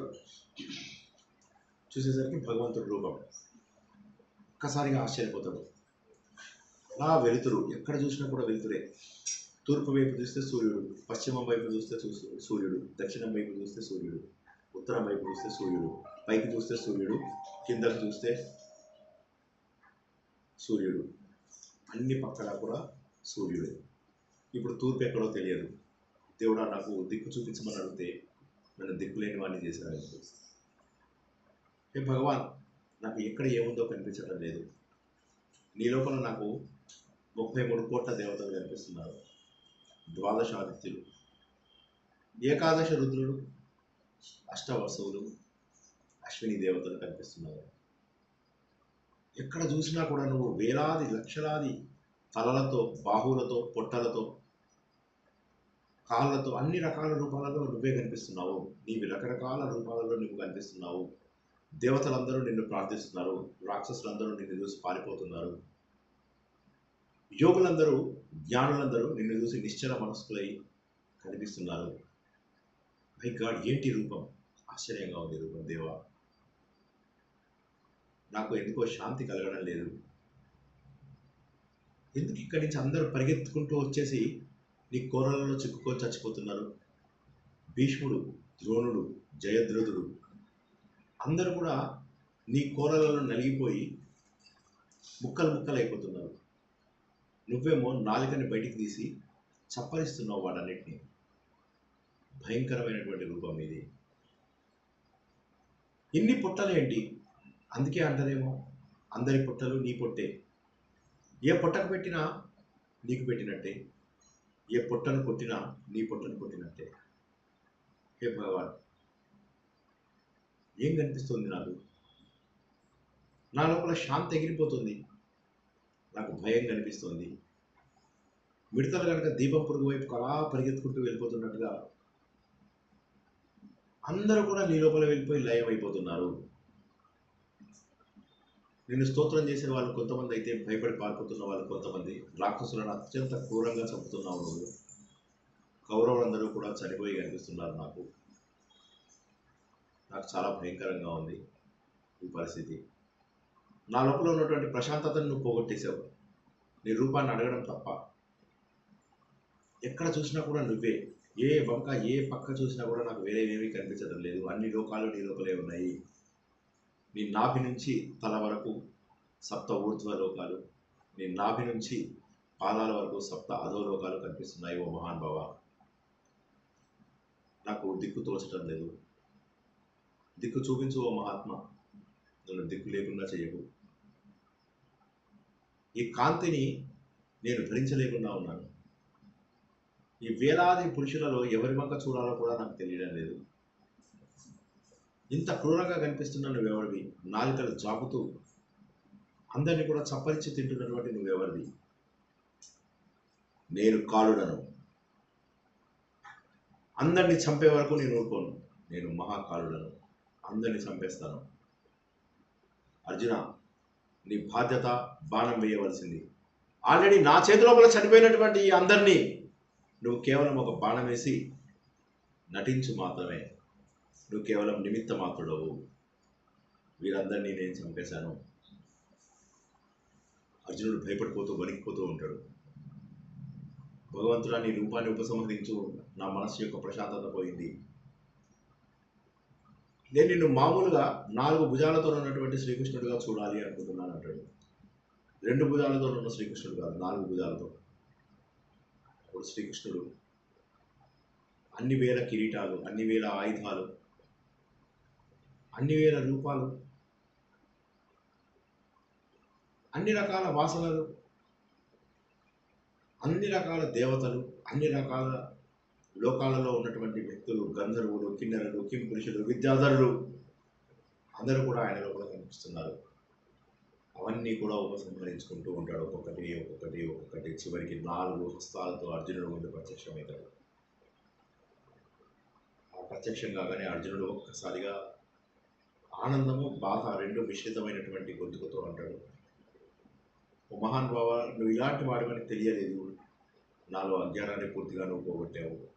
ఇంకా నాకు అజ్ఞానం లేదు. ఏ విధమైనటువంటి అజ్ఞానము లేదు. కానీ నేను చేసినటువంటి తప్పులు నాకు ఈరోజు తెలిసి వస్తున్నాయి. ఎప్పుడైనా మన ఇద్దరం పడుకున్నప్పుడు నీ మీద కాలేసి ఉండొచ్చు, నీ పక్కన కూర్చొని జోక్స్ చేసి ఉండొచ్చు. అరే గొల్లోడా, అరే యాదవుడా. అన్నం తినేటప్పుడు నీకంటే 2 ముద్దలు నేను ఎక్కువ తిని ఉండొచ్చు. నడిచేటప్పుడు నీకంటే 1 అడుగు ముందు నడిచి ఉండొచ్చు. ఇవన్నీ నేను చేసినటువంటి అపరాధాలు. నీ గురించి తెలియక నేను చేసినటువంటి అపరాధాలు. ఈ తెలియక చేసినటువంటి అపరాధాలను ఒక తండ్రి తన కొడుకును క్షమించినట్టుగా, ఒక భర్త భార్యను క్షమించినట్టుగా, ఒక మిత్రుడు మరొక మిత్రుని క్షమించినట్టుగా నన్ను క్షమించు ఓ భగవాన్. చేయని అపరాధం కోసమై అర్జునుడు భగవంతుడిని వేడుకుంటున్నాడు. నా పక్కన ఉన్నటువంటి నేను తెలుసుకోలేకపోయాను ఓ పరమాత్మ, ఓ జగన్నాథ.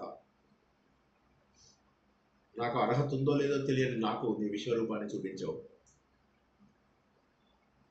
అర్జున, నీకు అర్హత ఉంది. ఈ విశ్వరూపం చూసేటటువంటి అర్హత నీ ఒక్కడికే ఉంది. అందుకే నీకు ఈ విశ్వరూపం చూపించాను. మహానుభావ, నువ్వు భయపడకు. నీ కర్తవ్యాన్ని నువ్వు నిర్వర్తించు. సర్వస్వం నా చేతుల్లోనే ఉంది. ఓ భగవంతుడా, నేను నీ భక్తుని కావాలంటే ఏం చేయాలి? మత్ కర్మకృత్, మత్ పరమ, మత్ భక్త, నిర్వైర, సంఘ వివర్జిత, ఈ 5 లక్షణాలను తెలుసుకోవు అర్జున అని చెప్పి విశ్వరూపాన్ని ఉపసంహరించినటువంటి శ్రీకృష్ణ పరమాత్మ అర్జునుడికి ఉపదేశం చేస్తాడు. అర్జునుడు కళ్ళు తెలుస్తాడు. అత్యద్భుతమైనటువంటి ఆ రూపం. ఈ రూపాన్ని సంజయుడు చెప్తూ ఉంటాడు అన్నమాట. ఈ సమయంలో అయినా కూడా ధృతరాష్ట్రుడు మాత్రమేమో, ఈ సమయంలోనైనా ధృతరాష్ట్రుడు తన చెడు ప్రవర్తన నుంచి మారిపోతాడేమో. కానీ మార్పు రాని వాడికి మార్పు రాదు. సంజయుడు ఆశ్చర్యంగా చూస్తుంటాడు. ఆయనకేమో తలుచుకొని వెంట్రుకలు నిక్కబరుస్తూ ఉంటాయి. ఆ రూపాన్ని చూసినటువంటి వాడు, ఆయన మనసులోకి ప్రవేశించినటువంటి వాడు సంజయుడు భక్తితోటి ఉప్పొంగిపోతున్నాడు. అంతటా ఉన్నటువంటిది భగవంతుడే అని చెప్పి తెలుసుకోవాల్సినటువంటి వాడు, భగవంతుడు తప్ప ఈ ప్రపంచంలో మరేదీ లేదు అన్నటువంటి సత్యాన్ని గుర్తించినటువంటి వాడు భగవంతుడు అడుగుతున్నాడు, నేను అసలు భక్తుడనేనా? నాకు ముందు ఆ విషయం చెప్పు. నేను భక్తుడిని అనిపించుకోవడానికి నాకు అర్హత ఉన్నదా? భగవంతుడు అంటాడు, 5 లక్షణాలను అలవర్చుకోవయ్యా నువ్వు. మద్భక్త, నన్నే భజించు. మత్ పరమ, నన్నే పరమావధిగా గుర్తించు. మత్ కర్మకృత్, నా కోసమే నీ పనులన్నీ చెయ్యి. నిర్వైర, ఎవరిని ద్వేషించను. చివరిగా చెప్పింది సంఘ వివర్జిత, ఈ సమాజానికి దూరంగా ఉండు, డిటాచ్డ్గా ఉండు. దూరంగా ఉండు అంటే ఫోన్ చేసి కటింగ్ చేయమని కాదు, అందరికీ దూరంగా ఉండమని చెప్పి చెప్పారు. అనవసరమైనటువంటి అటాచ్మెంట్స్ని తగ్గించుకోవాలి అని చెప్పి చెప్తాను అర్జునుడు. ఇప్పుడు మనము అర్జునుడిని సంపూర్ణమైనటువంటి భక్తులుగా చూడగలుగుతున్నాం. ఇప్పటి వరకు లేనటువంటి ఒక మహోన్నతమైనటువంటి లక్షణం మనకు కనిపిస్తుంది అర్జునుడిలో. అర్జునుడు పూర్తిగా మారినటువంటి వ్యక్తి, పూర్తిగా మారినటువంటి యోగి. ఆయన పూర్తి స్థాయి జ్ఞానాన్ని తెలుసుకున్నటువంటి జ్ఞాని, మహోన్నతమైనటువంటి భక్తుడు. ఆయన ఒక్కసారిగా అంటాడు, భగవంతుడా, నువ్వు చెప్పిన 5 పాయింట్లు చాలా బాగున్నాయి. నిన్నే పరమావధిగా, అంటే నువ్వే highest level of destination for me. నా డెస్టినేషన్ నువ్వే, నా లక్ష్యం నువ్వే, నేను చేరుకోవాల్సింది నువ్వే. దాన్ని పరమ అంటారు. మద్భక్త, నన్ను భజించు, నన్ను ప్రేమించు. భక్త అంటే ప్రేమ. భక్తి అంటే ఏంటి? భగవంతుని మీద చూపించే ప్రేమ. మత్ కర్మకృత్, నా కోసం, పంచమీ విభక్తి మత్, నా కోసము కర్మ చేయి. నిర్వైర, ఎవరిని ద్వేషించవు. ఎందుకు ద్వేషించద్దు? ఏం చెప్పాడైనా, ఎవరి పుట్టగొట్టినా కరెక్ట్, ఎవరి పుట్టగొట్టినా దేవుడు పుట్టగొట్టినట్టే, ఎవరి పుట్టకు పెట్టినా. కాబట్టి ఈ సత్యాన్ని గుర్తించాలి అని చెప్పి చెప్పగానే సంఘ వివర్జిత అని చెప్పేసి చెప్తాడు. సమాజంతో దూరంగా ఉండాలి. సమాజంతో దూరంగా ఉంటే మనుషులతో దూరంగా ఉండమని కాదు, మనసులో డిటాచ్మెంట్ పెంచుకోమని చెప్పి. అందరితో ఉంటూ ఏ విధమైన అటాచ్మెంట్ లేకుండా ఉండడం, అందరి పనులలో తలలో నాలుకగా ఉండడం, దేహసేవ చేయడం, ఇవన్నీ కూడా అందుకే వస్తాయి.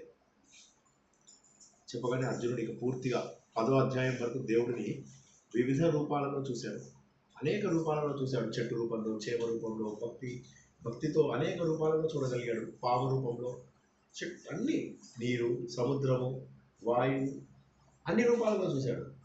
ఇప్పుడు ఏమైంది? దేవుడిని డైరెక్ట్గా చూసేశాడు. ప్రపంచంలో ఉన్నటువంటి ఇది 1/4 కదా, ఈ 1/4 ప్లస్ ఇంకా 3/4 భాగం మొత్తం చూసేశాడు. చైతన్యాన్ని చూసేశాడు.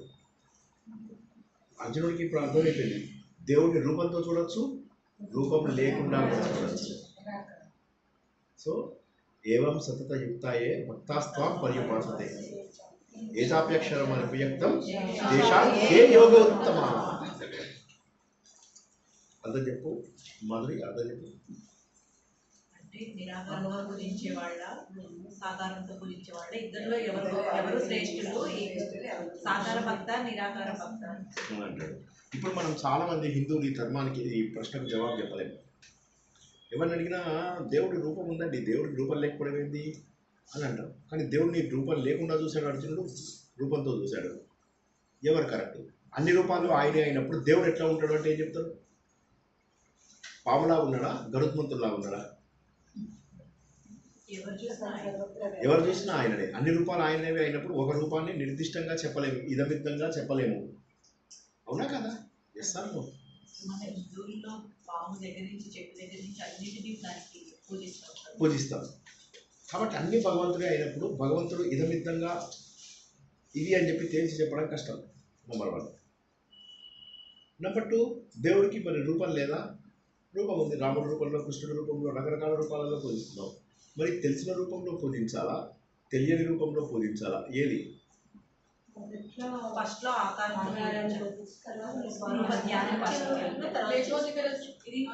అప్పుడు క్లేశోదిక తరస్తేషాం అవ్యక్త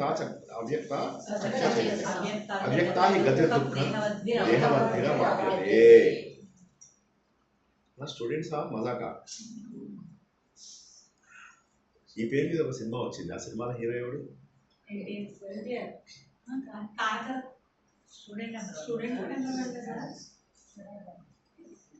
స్టూడెంటా మజాకా? ఎవరు చెప్పబోయారు? కరెక్ట్ చెప్పారు. అంటే హీరో ఎవరు? అదే అలా ఉండేది, సిమిలర్ అన్న, సేమ్ అంటే. సో ఇప్పుడు ఏమైంది? క్లేశోధిక తరస్తేషం, క్లేశము కష్టము అధికతరం. ఎవరికి కష్టము? రూపం లేకుండా దేవుణ్ణి పూజించడం చాలా కష్టం. కాబట్టి మనం ఏం చేస్తున్నాం? మహానుభావుడైనటువంటి శ్రీకృష్ణుడికి రూపం పెట్టుకొని పూజిస్తున్నాం.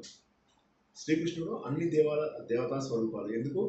కృష్ణ అస్తు భగవాన్ స్వయం. చెప్పండి ఇంకొకసారి, చెప్పండి ఇంకొకసారి, చెప్పండి. కృష్ణస్తు భగవాన్ స్వయం.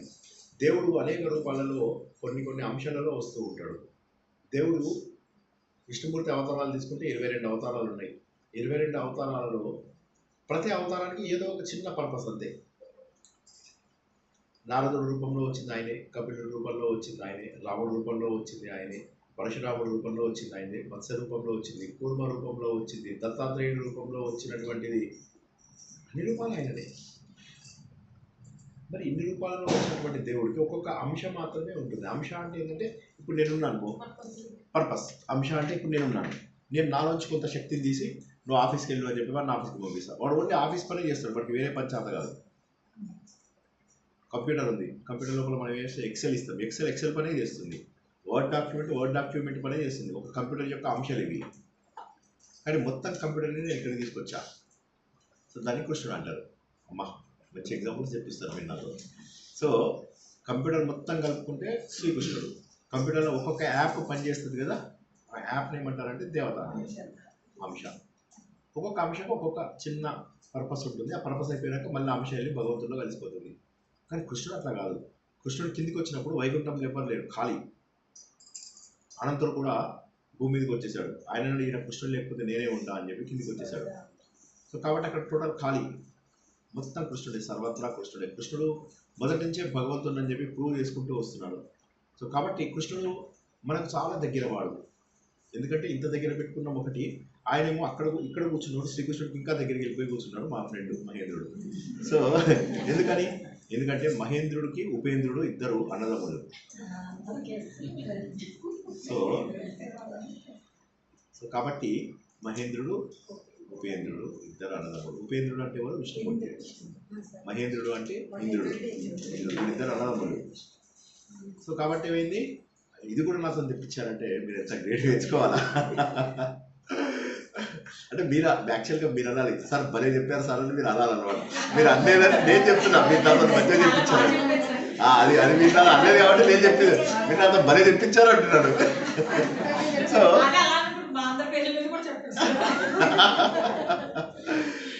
చెప్తా వస్తాయి. సో ఇక నెక్స్ట్ అటువంటి భగవంతుడు ఎవరైతే ఉన్నాడో ఆయన వస్తాయి, తెల్ల దయ్యాలు అవి ఉన్నాయి కదా, అదే చెప్దాం అనుకున్నారు మీరు చెప్పేసారు. ఇక సో సపోర్ట్ ఆవిడ ఎప్పుడు నాకు సపోర్ట్. ఇవాళ ఒక్కసారి ఫస్ట్ టైం ఆవిడ కొద్దిగా ఒక నిమిషం అపోజ్ చేశారు, కానీ ఆవిడ ఇప్పటి నుంచి కాదు ఎప్పటి నుంచో సపోర్ట్ అని నాకు. ఆవిడ ఒకసారి హైదరాబాద్కి వచ్చారు, సార్ మీరు చూడాలి, నేనేమో ఎవరిని ఇంటికి రమ్మనను, నేను ఎవరి దగ్గరికి వెళ్ళను కూడా. సో నేను ఈవెన్ బంధువుల ఇళ్ళకి వెళ్ళను, ఎవరింటికి వెళ్ళను కదా, నేను వెళ్ళను. అయితే ఆవిడ మాత్రం సార్ మీరు నన్ను చూడాల్సిందే, మీరు రావాల్సిందే, నేను వస్తా కాదు మీరే రావాల్సిందే. నేను అప్పుడు వెళ్ళి ఆవిడని కలిసి వచ్చానమాట. నాకు కలిసిన ఫస్ట్ స్టూడెంట్ ఎవరయ్యా అంటే సుధామోహన్ గారు.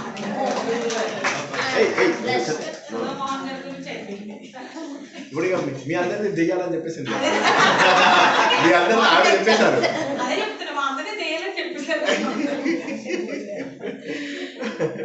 సో కానీ ఆ జోక్ బాగుంది. దెయ్యాలంటే అయ్యో అయితే ఫోటోలో రావా, వీళ్ళేమో సెల్ఫీలు తీస్తున్నారు, ఫోటోలో రావా. భలే జోక్స్ చేస్తారు తెలుసా మీరు, మీ అందరూ భలే జోక్స్ చేస్తారు. నన్ను ఒకసారి చూసి ఏదో స్టూడెంట్స్ డౌట్ వచ్చింది, సార్ ఒక మాట్లాడుతూ ఏమనుకోరు కదా, సార్ మీరు నిజం చెప్పండి సార్, మీ బాలకా చూస్తే ఇంట పనిచేసే వాళ్ళలాగా నేను, మీరు ఒక్క పని కూడా చెయ్యారు కదా సార్, మీరు ఒక్క పని కూడా చెయ్యారు, నిజం చెప్పండి సార్. ఎనీవే, సో ఇక్కడ మనం గుర్తించాల్సింది ఏంటంటే అధికతరమైనటువంటి కష్టం భగవంతుడిని మనము చేయడం. కానీ శ్రీకృష్ణుడి రూపంలో పూజించినప్పుడు మనకు భగవంతుడు దగ్గరగా కనిపిస్తాడు. శ్రీకృష్ణుడు దగ్గర వాడు, కేవలం 5000 సంవత్సరాల కింద ఉన్నటువంటి వాడు. ద్వారక ఈ రోజు కూడా నువ్వు గూగుల్లో కొడితే ద్వారక నీళ్ళలో ఉన్నటువంటి దాని మీద ఎన్ని పరిశోధనలు జరుగుతున్నాయో తెలుస్తుంది. అది కేవలం 5000 సంవత్సరాలు అంటారు, 7000 సంవత్సరాలు అంటారు, 12000 సంవత్సరాల కిందటివి బయటకు వచ్చాయి. కార్బన్ డేటింగ్ చేశారు. కార్బన్ డేటింగ్ చేస్తే 14000 సంవత్సరాల కిందదని వస్తుంది. వీళ్ళంటారు 14000 సంవత్సరాల కింద సృష్టి స్టార్ట్ కాలేదని చెప్పి క్రిస్టియన్స్ అంటారు. వాళ్ళ లెక్క ప్రకారం 3950 సంవత్సరాల కింద అక్టోబర్ 23 నాడు 24 నాడు సృష్టి ఏర్పడింది, మనుషులు పుట్టారు. సో 12000 సంవత్సరాల కింద మీ వాళ్ళు ఎట్లా పుట్టారని వాళ్ళు అంటారు. వాళ్ళు మన దేవుళ్ళందరినీ లైన్లో పెట్టి 3928 బీసీ తర్వాత పుట్టిన వీళ్ళందరూ అని చెప్పి లెక్క పెట్టింటారు. కానీ విశ్వనాథ సత్యనారాయణ గారు ఏం చేశారంటే మాది 12000 సంవత్సరాల కిందటి చరిత్ర. జరాసంధుడు చనిపోయినప్పుడు ఆయన కుమారుడు అయినటువంటి సహదేవుడిని రాజుగా చేస్తాడు శ్రీకృష్ణుడు. జరాసంధుడు క్రూరమైన రాజు, అనేక మంది రాజులను చంపి ఆ రక్తంతో ఒక కిరీటాల్లో పోస్తూ ఉంటాడు అనమాట. ఆ కిరీటాన్ని పరీక్షిత్తు భరిస్తాడని చెప్పి చెప్తాడు. కాబట్టి బంగారంలో ఉన్నాడు కలికి అంటే కలిగి ఉన్నాడు అంటే తప్పది. బంగారము తప్పు మార్గంలో కొనుక్కుంటే అందులో కలి పురుషుడు ప్రవేశిస్తాడు. కానీ బంగారం మంచి డబ్బుతో కొనుక్కుంటే ఏం కాదు. ఇప్పుడు మా వైఫ్కి దుబాయ్లో కొనిపించా, అది మంచి క్రెడిట్ కార్డు మొత్తం ఖాళీ చేసింది ఆమె. సో కానీ కష్టార్జితం ఏదైతే ఉంటుందో, కష్టార్జితం దైవార్పితం, రాసుకోండి కావాలంటే, కష్టార్జితం దైవార్పితం ఎప్పటికీ తప్పు కాదు. సో దైవార్పితం, దేవుడికి అర్పితం చేసినటువంటిది, కష్టార్జితం దైవార్పితం.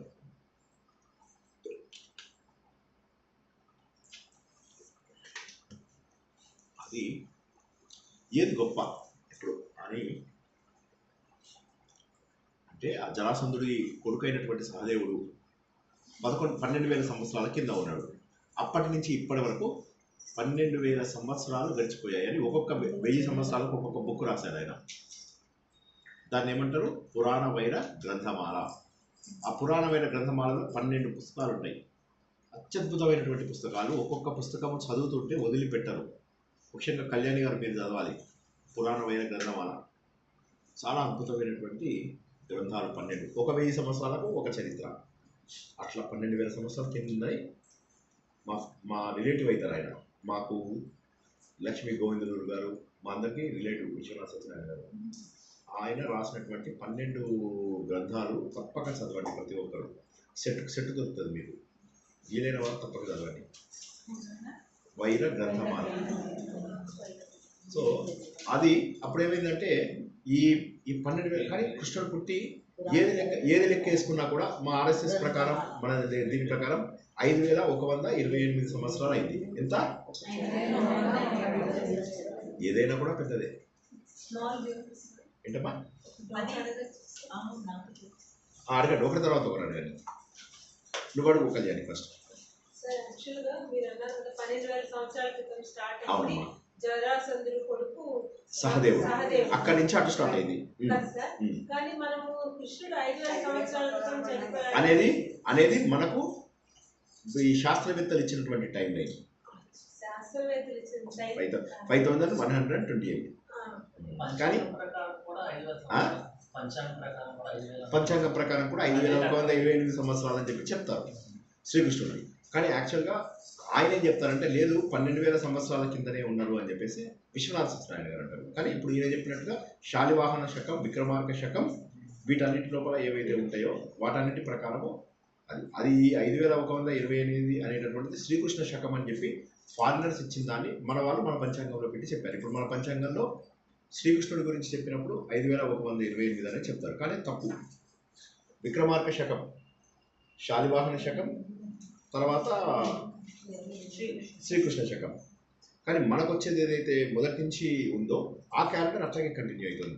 కానీ అందులో కూడా మనం ఏం చేశారంటే మన బ్రాహ్మణులను ఒప్పించి 5128 సంవత్సరాలు లెక్క కట్టించారు. శాలివాహన శకం ప్రకారం 1948 సంవత్సరాలు లెక్క. ఓకే, కరెక్ట్ కాదా సార్? కరెక్ట్. అది కృష్ణుడి శకం అని చెప్పినప్పుడు ఏమైందంటే కృష్ణుడు ఈ సమయంలో 5128 అంటే ఏంది? ఇప్పుడు ఎన్ని జరిగిపోయినాయి?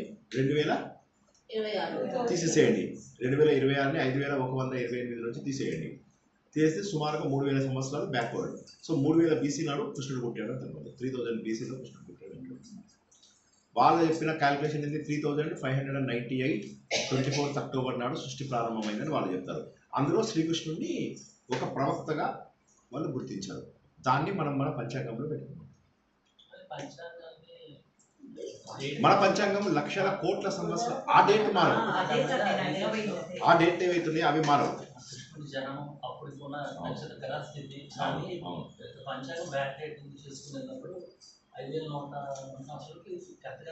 చేయించారు మన బ్రాహ్మణులతో. ద్వారకాది కూడా కార్బన్ డేటింగ్ చేస్తే రీసెంట్ గా 12,000 సంవత్సరాలు మునిగిపోయింది. అవి ఉన్నాయి కొన్ని. ఎందుకంటే ఇప్పుడు రామాయణం ఆ బ్రిడ్జ్ శ్రీలంకలో రామాయణం జరిగి ఎన్ని సంవత్సరాలు? కోట్ల సంవత్సరాలు, 180 కోట్ల సంవత్సరాలు. కానీ దాన్ని మన రీసెర్చ్ ప్రకారం దాన్ని 7,000 సంవత్సరాలు అని చెప్తారు. రామాయణం మూవీ కూడా వచ్చింది. తప్పది 24 మహాయుగంలో జరిగింది. 28 4 మహాయుగాలు మధ్య లోపల 4 మహాయుగాల తేడా వచ్చింది. అది తప్పది అసలు. అది తప్పు. అది తప్పు. ఈ శ్రీలంక రావణాసురుడు శ్రీలంక కాకపోవచ్చు అని కూడా ఒక వాదన ఉంది. రాముడిది మనం ప్రూవ్ చేయడం కష్టం, కానీ కృష్ణుడిది కొంతవరకు మన మహేందర్ గారు చెప్పినట్టుగా కొంతవరకు ప్రూవ్ చేయొచ్చు. ఒక రీసెర్చ్ ద్వారా ఒక ఐడియా వరకు రావచ్చు. ఇప్పుడు ఈయన చెప్పినట్టుగా కృష్ణుడు పుట్టినప్పుడు ఆయన ఉన్నటువంటి నక్షత్రాలు, ఆయన ఉన్నటువంటి పరిస్థితి 128 జీవించలేదు. ద్వాపర యుగం లోపల ఆయన ఉన్నటువంటిది 180 సంవత్సరాలు మ్యాక్సిమం. ద్వాపర యుగం లోపల 128 సంవత్సరాలు బతికాడు. అది ఓకే, మన గ్రంథాలు కూడా కొంతవరకు ఒప్పుకుంటాయి. కానీ మన గ్రంథాల్లో కూడా భాగవతం తప్ప మిగతా పురాణాలన్నీ కూడా ఎంతో కొంత కలుషితమైనవి. బట్ ఎగ్జాక్ట్గా ఇది నిజమని చెప్పలేము ఇప్పుడు, ఎందుకంటే ఇంకా అది మనం ఏమి చేయలేము. కాకపోతే ముందు మీ ప్రశ్న ఏంటో అడగండి ఒకసారి. అది చెప్పలేము అది అంటే గ్యారంటీగా ఇది చెప్పలేము. ఎందుకంటే వాళ్ళందరూ ఏం చేశారంటే మన ప్రాధాన్యత 3,928 అక్కడి నుంచి తగ్గించుకుంటూ వచ్చారు. కాకపోతే ఇప్పుడు ఏంటంటే కొంత రీసెర్చ్ చేసి మళ్ళీ దాంతో ఆపారు. కానీ మన వాళ్ళు ఎవరు ఒప్పుకోరు. మన వాళ్ళందరూ ఏమంటారంటే కనీసం 12,000 సంవత్సరాల కింద జరిగింది అన్నమాటనే ఇంకా ఇప్పటికి కూడా బలంగా నమ్ముతున్నారు. ఇప్పుడు ఎందుకంటే కార్బన్ డేటింగ్ చేసినప్పుడు వాళ్ళు క్లియర్గా తెలిసింది ఏంటంటే ఈ స్తంభం 7,500. వాళ్ళు అప్పుడు ఏమన్నారు, లేదు నువ్వు చెప్పింది తప్పు, మీరు మీ దేశానికి గొప్ప ప్రాధాన్యత ఇచ్చుకుందామని 7,500 అంటారు. అసలు కార్బన్ డేటింగ్ నీళ్ళల్లో ఉన్న వస్తువులకు చేయకూడదు అని చెప్పి ఇలా. ఏదేమైనా కరెక్ట్ అని చెప్పలేము, తప్పని కూడా మన దగ్గర ప్రూఫ్ లేదు. కురుక్షేత్రంలో జరిగింది కనుక యుద్ధం, దాన్ని బట్టి చెప్పలేరా సార్ ఇప్పుడు ఉన్నదంతా? ఏది చెప్పలేదు, ఎప్పుడు జరిగాయో అవి ఏం తెలుస్తాయి అప్పుడు. అంటే 100 సంవత్సరాల కింద ఒక్కటే ఏంటంటే ద్వారకా నీళ్ళలో ఉండడం వల్ల కొంత స్టేబుల్ ఉంది, మిగతావన్నీ కొట్టుకుపోయాయి. అప్పటివేవి ఇప్పుడు లేవు కదా. ఎనీవే మీ ప్రశ్న ఏంటి అడగండి సౌజన్య. కాదు సార్, ఇప్పుడు సృష్టి గురించి చెప్తున్నారు ఏమంటే అది కోట్లాది సంవత్సరాల క్రితం కదా. కోట్లాది సంవత్సరాల కింద జరిగినాం. అది ఎప్పుడు జరిగింది అనేది స్టార్టింగ్ పాయింట్ తెలియదు ఎవరికి. కాదు సార్, ఇప్పుడు కలియుగం 4,24,000 4,32,000. అంటే ఇప్పుడు ద్వాపర యుగము 8,64,000. అవును. అప్పుడు సారీ 12,98,000. అప్పుడు జరిగి ఉండకూడదు సార్, ఈసారి జరగలేదు, ఈ కల్పంలో జరగలేదు. రాముడిది ఈ కల్పంలో జరగలేదు. రాముడిది 24వ మహాయుగంలో జరిగింది. కల్పం ఇదే, కానీ రాముడిది 24వ మహాయుగంలో జరిగింది, మనది 28వ మహాయుగంలో జరిగింది. 28 అంటే మూడు మహాయుగాల డిఫరెన్స్ వచ్చింది. ఒక్కొక్క మహాయుగం ఇది కొట్టు 1000 యుగాలు, 1000 యుగాలు. సో అప్పుడు ఏమవుతుంది, మీకు దాన్ని క్యాలిక్యులేట్ చేసుకుంటూ రావాలి. ఒక మహాయుగం ఇది కొట్టు 4 యుగాలని టోటల్ చేయడం, 43,20,000 సంవత్సరాలు. శ్రీలంక సౌత్ కి కరెక్ట్గా ఉంది సార్. అలాగే 100 యోజనాలు ఉంటారు, 10 యోజనాలు 10 యోజనాలు కూడా ఉండదు, 10 యోజనాలు కూడా ఉండదు. కానీ దానికి మునగలేదు, అన్ని కూడా మార్పు ఉన్నాయి. అవును, కరెక్టే. రీసెర్చ్ ఇది అని చెప్పి చెప్పలేము, ఇది అని చెప్పలేము, విధంగా చెప్పలేము. కరెక్ట్, మహేందర్ గారు చెప్పింది 1000% కరెక్ట్. ఇది అని చెప్పి చెప్పడం చాలా కష్టం. కొంతవరకు మనం చెప్పగలుగుతాం, అంటే కొంతవరకే చెప్పగలుగుతాం, కానీ అది ప్రూవ్ చేయలేము. అన్ని కోట్ల సంవత్సరాల కింద జరిగిన వాటిని ప్రూవ్ చేయలేము. ఎనీవే కమింగ్ బ్యాక్ టు సౌజన్య, మీ ప్రశ్న ఏంటి? సృష్టి గురించి వస్తేమో అది చాలా కోట్ల సంవత్సరాల క్రితం. సృష్టి చాలా కోట్ల సంవత్సరాల కింద జరిగింది, కానీ వీళ్ళు ఒప్పుకోరు. వీళ్ళు ఏమంటారంటే వీళ్ళు ఒప్పుకోరు. 5,000 సంవత్సరాలు ఏంటి? 3,000 సంవత్సరాలు, 3,290 అక్టోబర్ 24 నాడు జరిగింది అంటారు. అక్కడి నుంచి ప్రవక్తలందరినీ తీసుకొచ్చారు. ఫస్ట్ మోజెస్ వచ్చాడు, తర్వాత కృష్ణుడు వచ్చాడు. మోజెస్ వచ్చిన తర్వాత 3,000 సంవత్సరాలకి యేసుక్రీస్తు వచ్చాడు. ఈ యూదులు ఉన్నటువంటి పుస్తకంని, యూదులు అంటే జ్యూస్, వాళ్ళు ఉన్న పుస్తకంని ఓల్డ్ టెస్టిమెంట్ అంటారు. ఆ ఓల్డ్ టెస్టిమెంట్ లోపల కలికి రాలేదు ఇంకా, వాళ్ళకు ఒక కలికి ఉంటాడు, వాడిని మెస్సయా అంటారు. ఆ మెస్సయా ఇంకా రాలేదు. ఆ మెస్సయా ఈయన వస్తాడు, ఎవరు, మన జీసస్ వస్తాడు. జీసస్ వచ్చిన తర్వాత అదే యూదుల మతంలోనే పుడతాడు జీసస్ కూడా. పుట్టి ఆయన కొనసాగుతూ ఆ వాళ్ళ మతంలో ఉన్నటువంటి తప్పులన్నీ వెలికి తీస్తాడు. ఆయన ఫుల్ ఫాలోవర్స్ని తయారు చేసుకుంటాడు. వాళ్ళు కాస్త ఆయనకు శిలువ వేసి చంపేస్తారు. చంపేగానే ఆయన శిష్యులు కొంతమంది ఏమంటారంటే, మేము ఆయన రిజరెక్ట్ అవ్వడం చూసాము, బతకడం చూసాము, చూసి ఈ ఓల్డ్ టెస్టిమెంట్లో ఉన్న వాటన్నిటికీ ప్రూఫ్ న్యూ టెస్టిమెంట్, కాబట్టి ఈయననే మసాయా అని చెప్తారు. అని న్యూ టెస్టిమెంట్ వీళ్ళు రాశారు, ఆయన స్టూడెంట్స్ అందరూ కలిసి రాశారు. ఓల్డ్ టెస్టిమెంట్ న్యూ టెస్టిమెంట్ రెండింటి కలిపితే బైబిల్. ఓల్డ్ టెస్టిమెంట్ ఒక్కదాన్ని పెట్టుకుంటే యూదులు పలిపాలి, యూదులు చేసేది. యూదులు ఏమో ఓల్డ్ టెస్టిమెంట్ న్యూ టెస్టిమెంట్ కలిపితే బైబిల్. ఇదేమో క్రిస్టియన్స్ ఫాలో అవుతారు.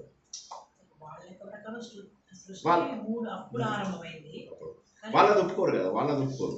వాళ్ళు ఏమంటారు, డైనోసార్స్ అవి ఇవి అన్నీ ఉన్నాయి, కానీ మనుషులు ఉన్నటువంటి ఇది లేదు అని చెప్తారు. అది కూడా ఏంది, ఒక రోమన్ వ్యాటికన్ పోప్ ఎవరైతే ఉంటాడో ఆయన మాటకి కెలుపుతూ పోయారు ఎప్పుడు జరిగింది సృష్టి. ఆయనకేం తెలుసు, ఆయన సరే వినేవాళ్ళు ఉన్నారు కదా అని చెప్పి 3,000తో చెప్పేశాడు. అది తప్పది. కానీ దానివల్ల ఏమైపోయింది, వాళ్ళు దాన్ని ఫిక్స్ చేసేసారు. చేసేసి యూదుల నుంచి క్రైస్తవులు, యూదులదేమో ఓల్డ్ టెస్టిమెంట్, క్రైస్తవులదేమో ఓల్డ్ టెస్టిమెంట్ పెట్టి న్యూ టెస్టిమెంట్, దీన్ని బైబిల్ అంటారు. ఇదైన తర్వాత మహమ్మద్ ప్రవక్త పుట్టాడు. మహమ్మద్ ప్రవక్త పుట్టిన తర్వాత ఆయన ఏం చేశాడు, ఈ పుస్తకంతో పాటుగా ఇంకా కొన్ని ఈ పుస్తకాలు నేను ఫాలో అవుతాను, వేరే 4 ఉన్నాయి అని. ఆయనకి ఏంటంటే పెద్ద పిల్లం ఉన్న రోజులు బాగా తిని కూర్చుంటాడు. పెద్ద పిల్లము చనిపోయిన తర్వాత ఆయనకి మరి ఏం చేయాలో తెలియదు, జనాలందరినీ ఫేక్ చేస్తూ ఉంటాడు అనమాట. ఫేక్ చేస్తాడు, చెడ్డ అలవాట్లు. వాడు వేరే అమ్మాయిల దగ్గరికి వెళ్తుంటాడు. వెళ్ళినప్పుడు వాడి భార్య వచ్చి, నువ్వు అట్లా వేరే అమ్మాయిల దగ్గరికి వెళ్ళొచ్చు అంటే, అలా సుర్ 1 ఆయత్ 22 దాని ప్రకారం నువ్వు నీ భార్యతో పాటుగా 12 మంది భార్యలు ఉండొచ్చు అని బుక్లో రాయండి ఇది అంటాడు. వాడు ఆ సినిమాలో బ్రహ్మానందం చెప్తారు కదా, కజిరారే అట్లాగా రాసేమంటాడు. రాయగానే అలా వాడు రాసేసాడు. ఖురాను రివర్బరేషన్స్ ఏమో 4 పుస్తకాలు రాశాడు. రాసి ఈ బైబిల్తో పాటుగా ఈ 4 పుస్తకాలు ఫాలో అవ్వండి, ఇక నా తర్వాత ప్రపంచంలో ఇంకొక ప్రవక్త రాడు, నేనే లాస్ట్ అని చెప్పేశాడు. చెప్పగానే ఏమైంది, మనకేమో ప్రవక్తలు రోజుకొకరు పుట్టుకొచ్చేస్తారు. పుట్టుకొచ్చేసరికి ఏమైపోయింది, వాడు అంటే అమ్మాయిని ఎట్లా కరెక్ట్, మహమ్మదే లాస్ట్ అని వాళ్ళు అంటారు. ఆయన ఏం చేస్తారు, మహమ్మద్ని నమ్మని వాళ్ళందరినీ చంపేయాలి. మనకేమో మనం కొట్టుకుంటాం కానీ క్రూరంగా ఉండం. వాడు తుర్కోడు వచ్చి 712 BC లోపల మహమ్మద్ బిన్ కాసిం వాడు రావడమే సింధు మీద అటాక్ చేస్తాడు. అటాక్ చేసి అక్కడ దహేర్ సేన్ని 3 సార్లు ఓడగొడితే మన దహేర్ సేన్ వాడిని అరే ఓడిపోయినావా పర్వాలేదు వెళ్ళిపో అని చెప్పి వాడికి గిఫ్ట్ ఇచ్చి పంపించేవాడు. 2 సార్లు ఓడిపోయాడు, 3వ సారి వచ్చాడు, ఫుల్ సైన్యంతో వచ్చాడు. మనలో ఒక దొంగను పట్టుకున్నాడు, ట్రైటర్ని పట్టుకొని వాడి ద్వారా దహేర్ సేన్ని ఓడగొట్టడమే వాడి తలని కొట్టి ముక్కలు చేసి నరికి పాడేసి వాడి భార్యని తన బానిస అంటే అర్థం చేసుకోండి, బానిసగా చేసుకొని వాడి కూతుర్నేమో అరబ్కి గిఫ్ట్గా పంపించాడు. Anyway, so coming back to మన ఇది భక్తి, నేను భక్తుడుగా మారిపోయాను అని చెప్పి అప్పుడు అర్జునుడికి అర్థమై భక్తుడు అంటే ఎవరు అంటే భక్తి అంటే ప్రేమ అని చెప్పి ఈ భక్తుడి యొక్క లక్షణాలు, భగవంతుడి యొక్క లక్షణాలు చెప్పేదాన్ని చివరి 12వ అధ్యాయం. అందులోపల భక్తుడు అనేవాడు ఎవడు అంటే వేరే వాళ్ళ కష్టాలను చూసుకునేవాడు, సర్వభూత హితే రథ, ఎప్పుడు కూడా సమస్థితిలో ఉండేటటువంటి వాడు భక్తుడు. భక్తుడు అనేటటువంటి వాడు ఎప్పుడు కూడా ఉదాసీనంగా ఉంటాడు. ఉదాసీనం అంటే ఆసీనం, ఉన్నతమైనటువంటి ప్లేస్లో కూర్చునేవాడు. జడ్జి ఉదాసీనుడు. వాడు వీడికి పక్షపాతం వాడికి పక్షపాతం ఉండదు, ఎవడి కర్మ ఫలితాలు వాడికి ఇస్తుంటాడు. ఉదాసీనంగా ఉంటాడు. వేరే వాళ్ళని ద్వేషించడు, వాళ్ళతో ద్వేషం చూపించడు. వేరే వాళ్ళని ఉద్వేగపరచడు, తను ఉద్వేగం చెందడు. ఇవన్నీ అద్వేష్ట సర్వభూతాన మైత్ర కరుణయేవచ నిర్మమో నిరహంకార సమదుఃఖ సుఖక్షమి. సమదుఃఖం అన్నీ అలాగా అంత ఆ అధ్యాయం మొత్తం చెప్తాడు. నువ్వు అర్జున ఒక పని చేయి, నన్ను నా మీద పెట్టి అన్ని మర్చిపో. ఒకవేళ నా మీద పెట్టడం కనుక నీకు రాకపోతే అభ్యాసం ప్రాక్టీస్ చేస్తూ ఉండు. ఒక కాయిన్ పడిపోయిన ప్రతిసారి మళ్ళీ కాయిన్ లోపల పెట్టుకుంటుంటావు. చిల్లుంది జేబుకి, కాయిన్ కింద పడిపోతే మళ్ళీ జేబులో పెట్టుకో, మళ్ళీ కింద పడిపోతే మళ్ళీ అభ్యాసం పెట్టుకో. అభ్యాసం కూడా రాదనుకో మెడిటేషన్ చేయి, మెడిటేషన్ కూడా రాదనుకో ధ్యానం చేయి, ఏదో ఒకటి చెయ్యు. ఇవన్నీ కాకపోతే నా సర్వకర్మ ఫలత్యాగం, అది నీకు ఎంతో శాంతినిస్తుంది. అన్ని ఫలితాలు ఉన్నాయి నాకు. ఇది చాలా ఈజీ. భక్తి అనేది చాలా సులభం. ఏం చేయలేకపోతే ఇది చేయకపోతే అది చేయి, అది చేయకపోతే అది చేయి, అది చేయి. మీరు అంటారు సార్ ఈ మంత్రం చదవచ్చు సార్ నిజంగా చదవచ్చా అంటే సరే నేను చదవక్కర్లే అని చెప్తాను. అట్లాగా అలా అనేక కన్వర్సేషన్స్ ఈ అధ్యాయంలో ఉండి ఒక భక్తుడు అనేటటువంటి వాడు ఎవరైతే ఉంటాడో ఇది దేవుడి గుడిలో గర్భగుడిలోకి ప్రవేశించిన దాంతో సమానం. దీంతో భక్తి యోగం పూర్తవుతుంది. అంటే భక్తుడు అనేటటువంటి వాడు పరిపూర్ణమైనటువంటి వ్యక్తి. 35 లక్షణాలు ఈ అధ్యాయంలో ఉంటాయి. ఆ 35 లక్షణాలు ఉన్నటువంటి పరిపూర్ణ వ్యక్తి భక్తుడు. భక్తుడు అనేవాడు పూజలు చేసేవాడు, భక్తుడు అనేవాడు ఏకాదశి వ్రతాలు చేసేవాడు, భక్తుడు అనేవాడు సత్యనారాయణ వ్రతం చేసేవాడు, నోములు చేసేవాడు కాదు.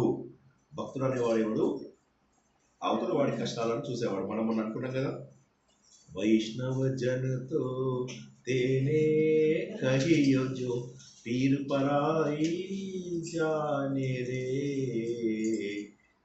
వేరే వాళ్ళ కష్టాలు చూసేవాడు మాత్రమే, అందరి దుఃఖాలను తొలగించేవాడే, అందరి లోపల జ్ఞానాన్ని పంచిపెట్టేవాడే, వీడు మాత్రమే నిజమైనటువంటి భక్తుడు నాకు అని. ఈ భక్తికి శంకరాచార్య ఏమని చెప్పాడంటే అసలు భక్తి అంటే ఇవన్నీ కాదు, నీ గురించి నువ్వు తెలుసుకోవడమే భక్తి అని చెప్పి శంకరాచార్య చెప్పాడు. నారదుడు ఏం చెప్తాడంటే దేవుడిని ప్రేమించడమే భక్తి అని చెప్పి నారదుడు చెప్పాడు. శాండిల్యుడు ఏం చెప్పాడంటే అనురాగము, అనుసరించే ప్రేమ ఏదైతే ఉంటుందో అనుసరించడం అంటే ఏంది, ఒకదాని యొక్క ఎఫెక్ట్ ఇంకొకటి. ఏదైతే నీకు రాగం ఉంది, పిల్లల్ని ప్రేమించాలి, అనురాగం దీన్ని అనుసరించి భగవంతుని మీదకి వెళ్ళిపోతుంది. రాగం మెల్లమెల్లగా it will result in to something else. అది అనురాగం భక్తి అని చెప్పి శాండిల్యుడు అంటాడు. సో భక్తి అనే దానికి ఎక్కడ కూడా నువ్వు చేసేటటువంటి పిచ్చి పూజలు, పిచ్చి డ్యాన్సులు, పిచ్చి పారాయణలు అని ఎక్కడా చెప్పడు. ఒక్క చోట కూడా చెప్పడు. కనీసం 35 లక్షణాలు చెప్తాడు భక్తుడికి. ఈ అధ్యాయం అందరూ బట్టి కొట్టమని ఎన్నోసార్లు చెప్పారు, బట్టి కొట్టుకోండి. ఈ 35 లక్షణాలు ఉన్నవాడు మాత్రమే భక్తుడు. అందులో కూడా ఎక్కువగా సేవకు సంబంధించినవే ఉంటాయి. అందరినీ ఉద్వేగపరచు ఉండకూడదు, నువ్వు ఉదాసీనంగా ఉండాలి, నువ్వు ఎప్పుడు సంతోషంగా ఉండాలి. సంతుష్ట సతత యోగి, ఎప్పుడు యథాత్మ దృఢ నిశ్చయ. సో నువ్వు దృఢంగా నిశ్చయం పెట్టుకొని డిటర్మైండ్ స్టేట్లో ఉండాలి. నువ్వు అలా ఉంటే నువ్వు భక్తుడు అవుతావు అని చెప్పేసి అమోఘమైనటువంటి భక్తి శక్కాన్ని మనం పూర్తి చేసుకున్నాము. ఆత్మసుఖము వీడి నీ ఆట కొరకు పాత్ర పోషణ చేసి సూత్రధారి విశ్రమించదని పాదమాశ్రయించి పరమ కరుణాంతరంగా శ్రీ పాండురంగ. జై శ్రీకృష్ణ. ఇప్పటి వరకు మనం 3 షట్కాలని పూర్తి చేసుకున్నాము. కర్మషట్కము, రాజయోగము, భక్తి షట్కము. మిగిలింది ఒక్కటేగా జ్ఞానము. రేపటితోటి సంపూర్ణమైనటువంటి జ్ఞానం వచ్చేస్తుంది మనందరికీ. ఆ జ్ఞానంలో భాగంగా రేపు 16వ అధ్యాయంలో అందరూ పుస్తకాలు ఉన్నాయి, భగవద్గీత పుస్తకాలు ఇచ్చాను అందరికీ. ఇచ్చారా అండి మేడం? ఇచ్చారు కదా.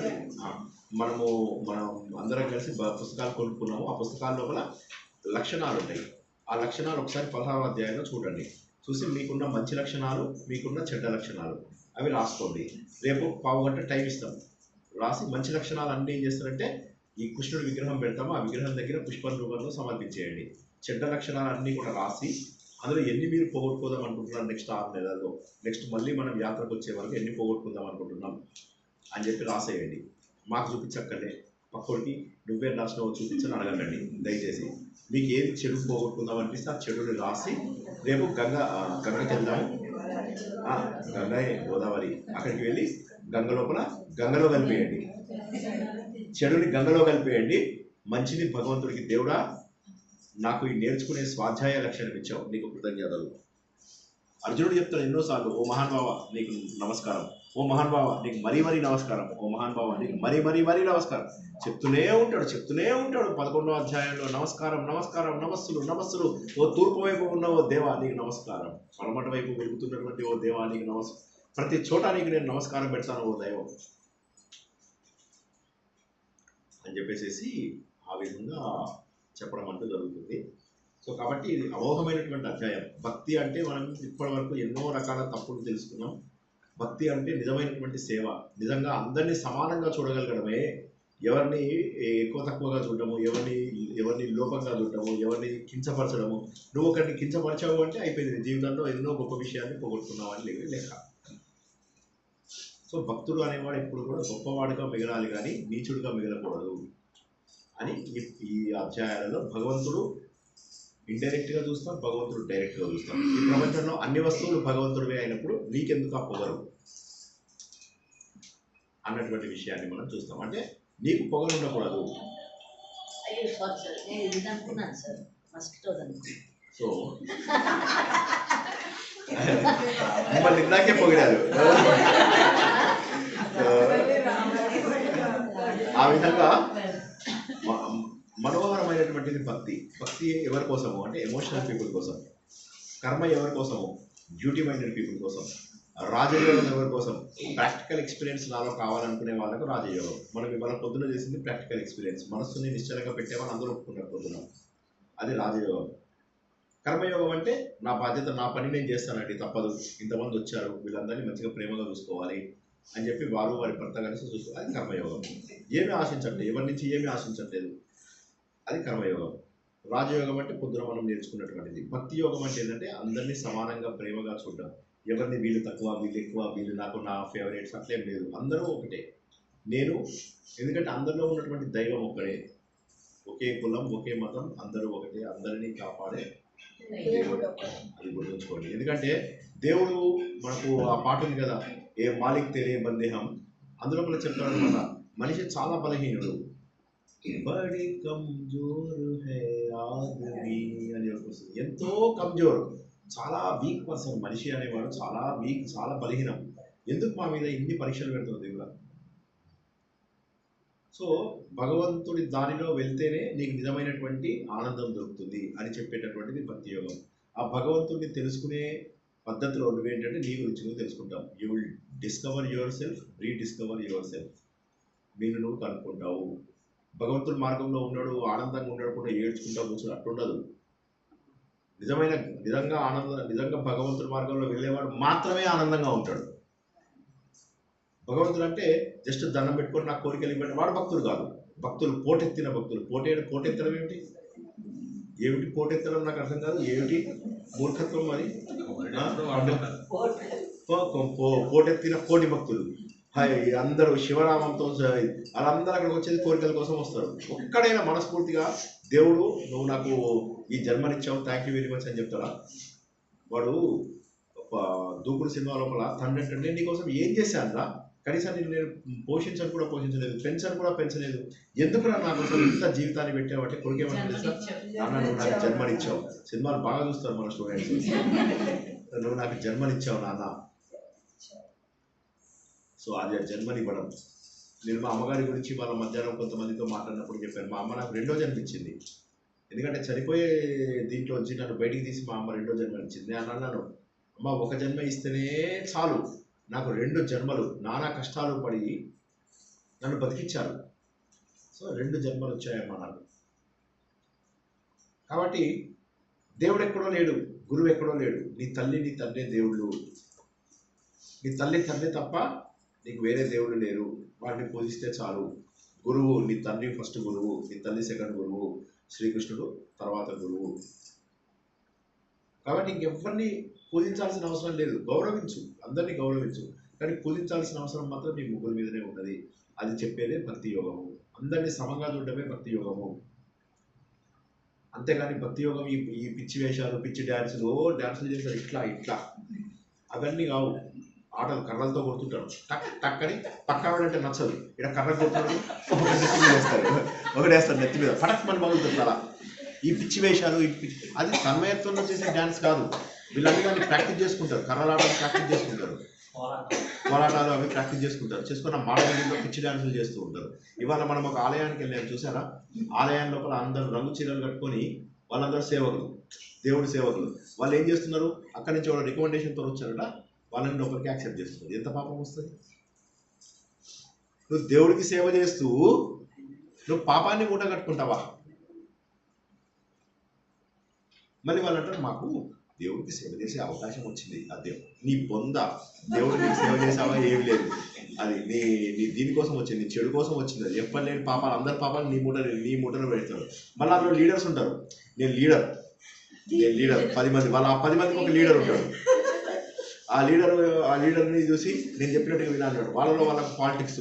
మరి తర్వాత నీకు తెలుసా అదేమందో ఏమైంది స్టార్ట్. అది ఆంధ్రలో. మన తెలంగాణ అయితే వదిలే ఏం చేసిందో తెలుసా అట్లా మాట్లాడుతుంటారు. ఇవన్నీ భక్తి కాదు. భక్తి అంటే అందరినీ ప్రేమగా చూడటము. నీ పిల్లల కంటే కూడా ఆయన పోతన ఏమంటాడు? నీది అయింది, నీ పని అయిపోయింది, రాజు వచ్చి చచ్చేట్టుగా కొడుతున్నాడు, బాబా నా మాట విను, ఆ పుస్తకం ఏదో దేవుడికి ఆయనకి ఇచ్చేసే, రాజుకు సమర్పించు అంటే ఆయన ఏమంటాడు తెలుసా? లేదు, ఇది దేవుడికి ఇచ్చే పుస్తకం, ఆయనకి ఎట్లా ఇస్తాను? పబ్లిష్ చేయడానికి కాదు ఇది ఇచ్చింది, దేవుడు రాయమన్నాడు, దేవుడి కోసం రాశాను అంతే. ఆయన పబ్లిష్ కూడా చేయడు, ఆ పుస్తకాన్ని అట్లా పెట్టేస్తాడు అంతే. దేవుడి దగ్గర నేను రాసి పెట్టేస్తాడు అంతే. ఏ ప్రచారం ఆశించాడు? ఏ నిధి ఆశించి మత్త కోకిల ఎలుగెత్తి పాడే? ఏ వేళ ఆశించి గాన సుధలు త్యాగరాజు ఈ మధుర సుధములు వినిపించాడని ఉంది కదా.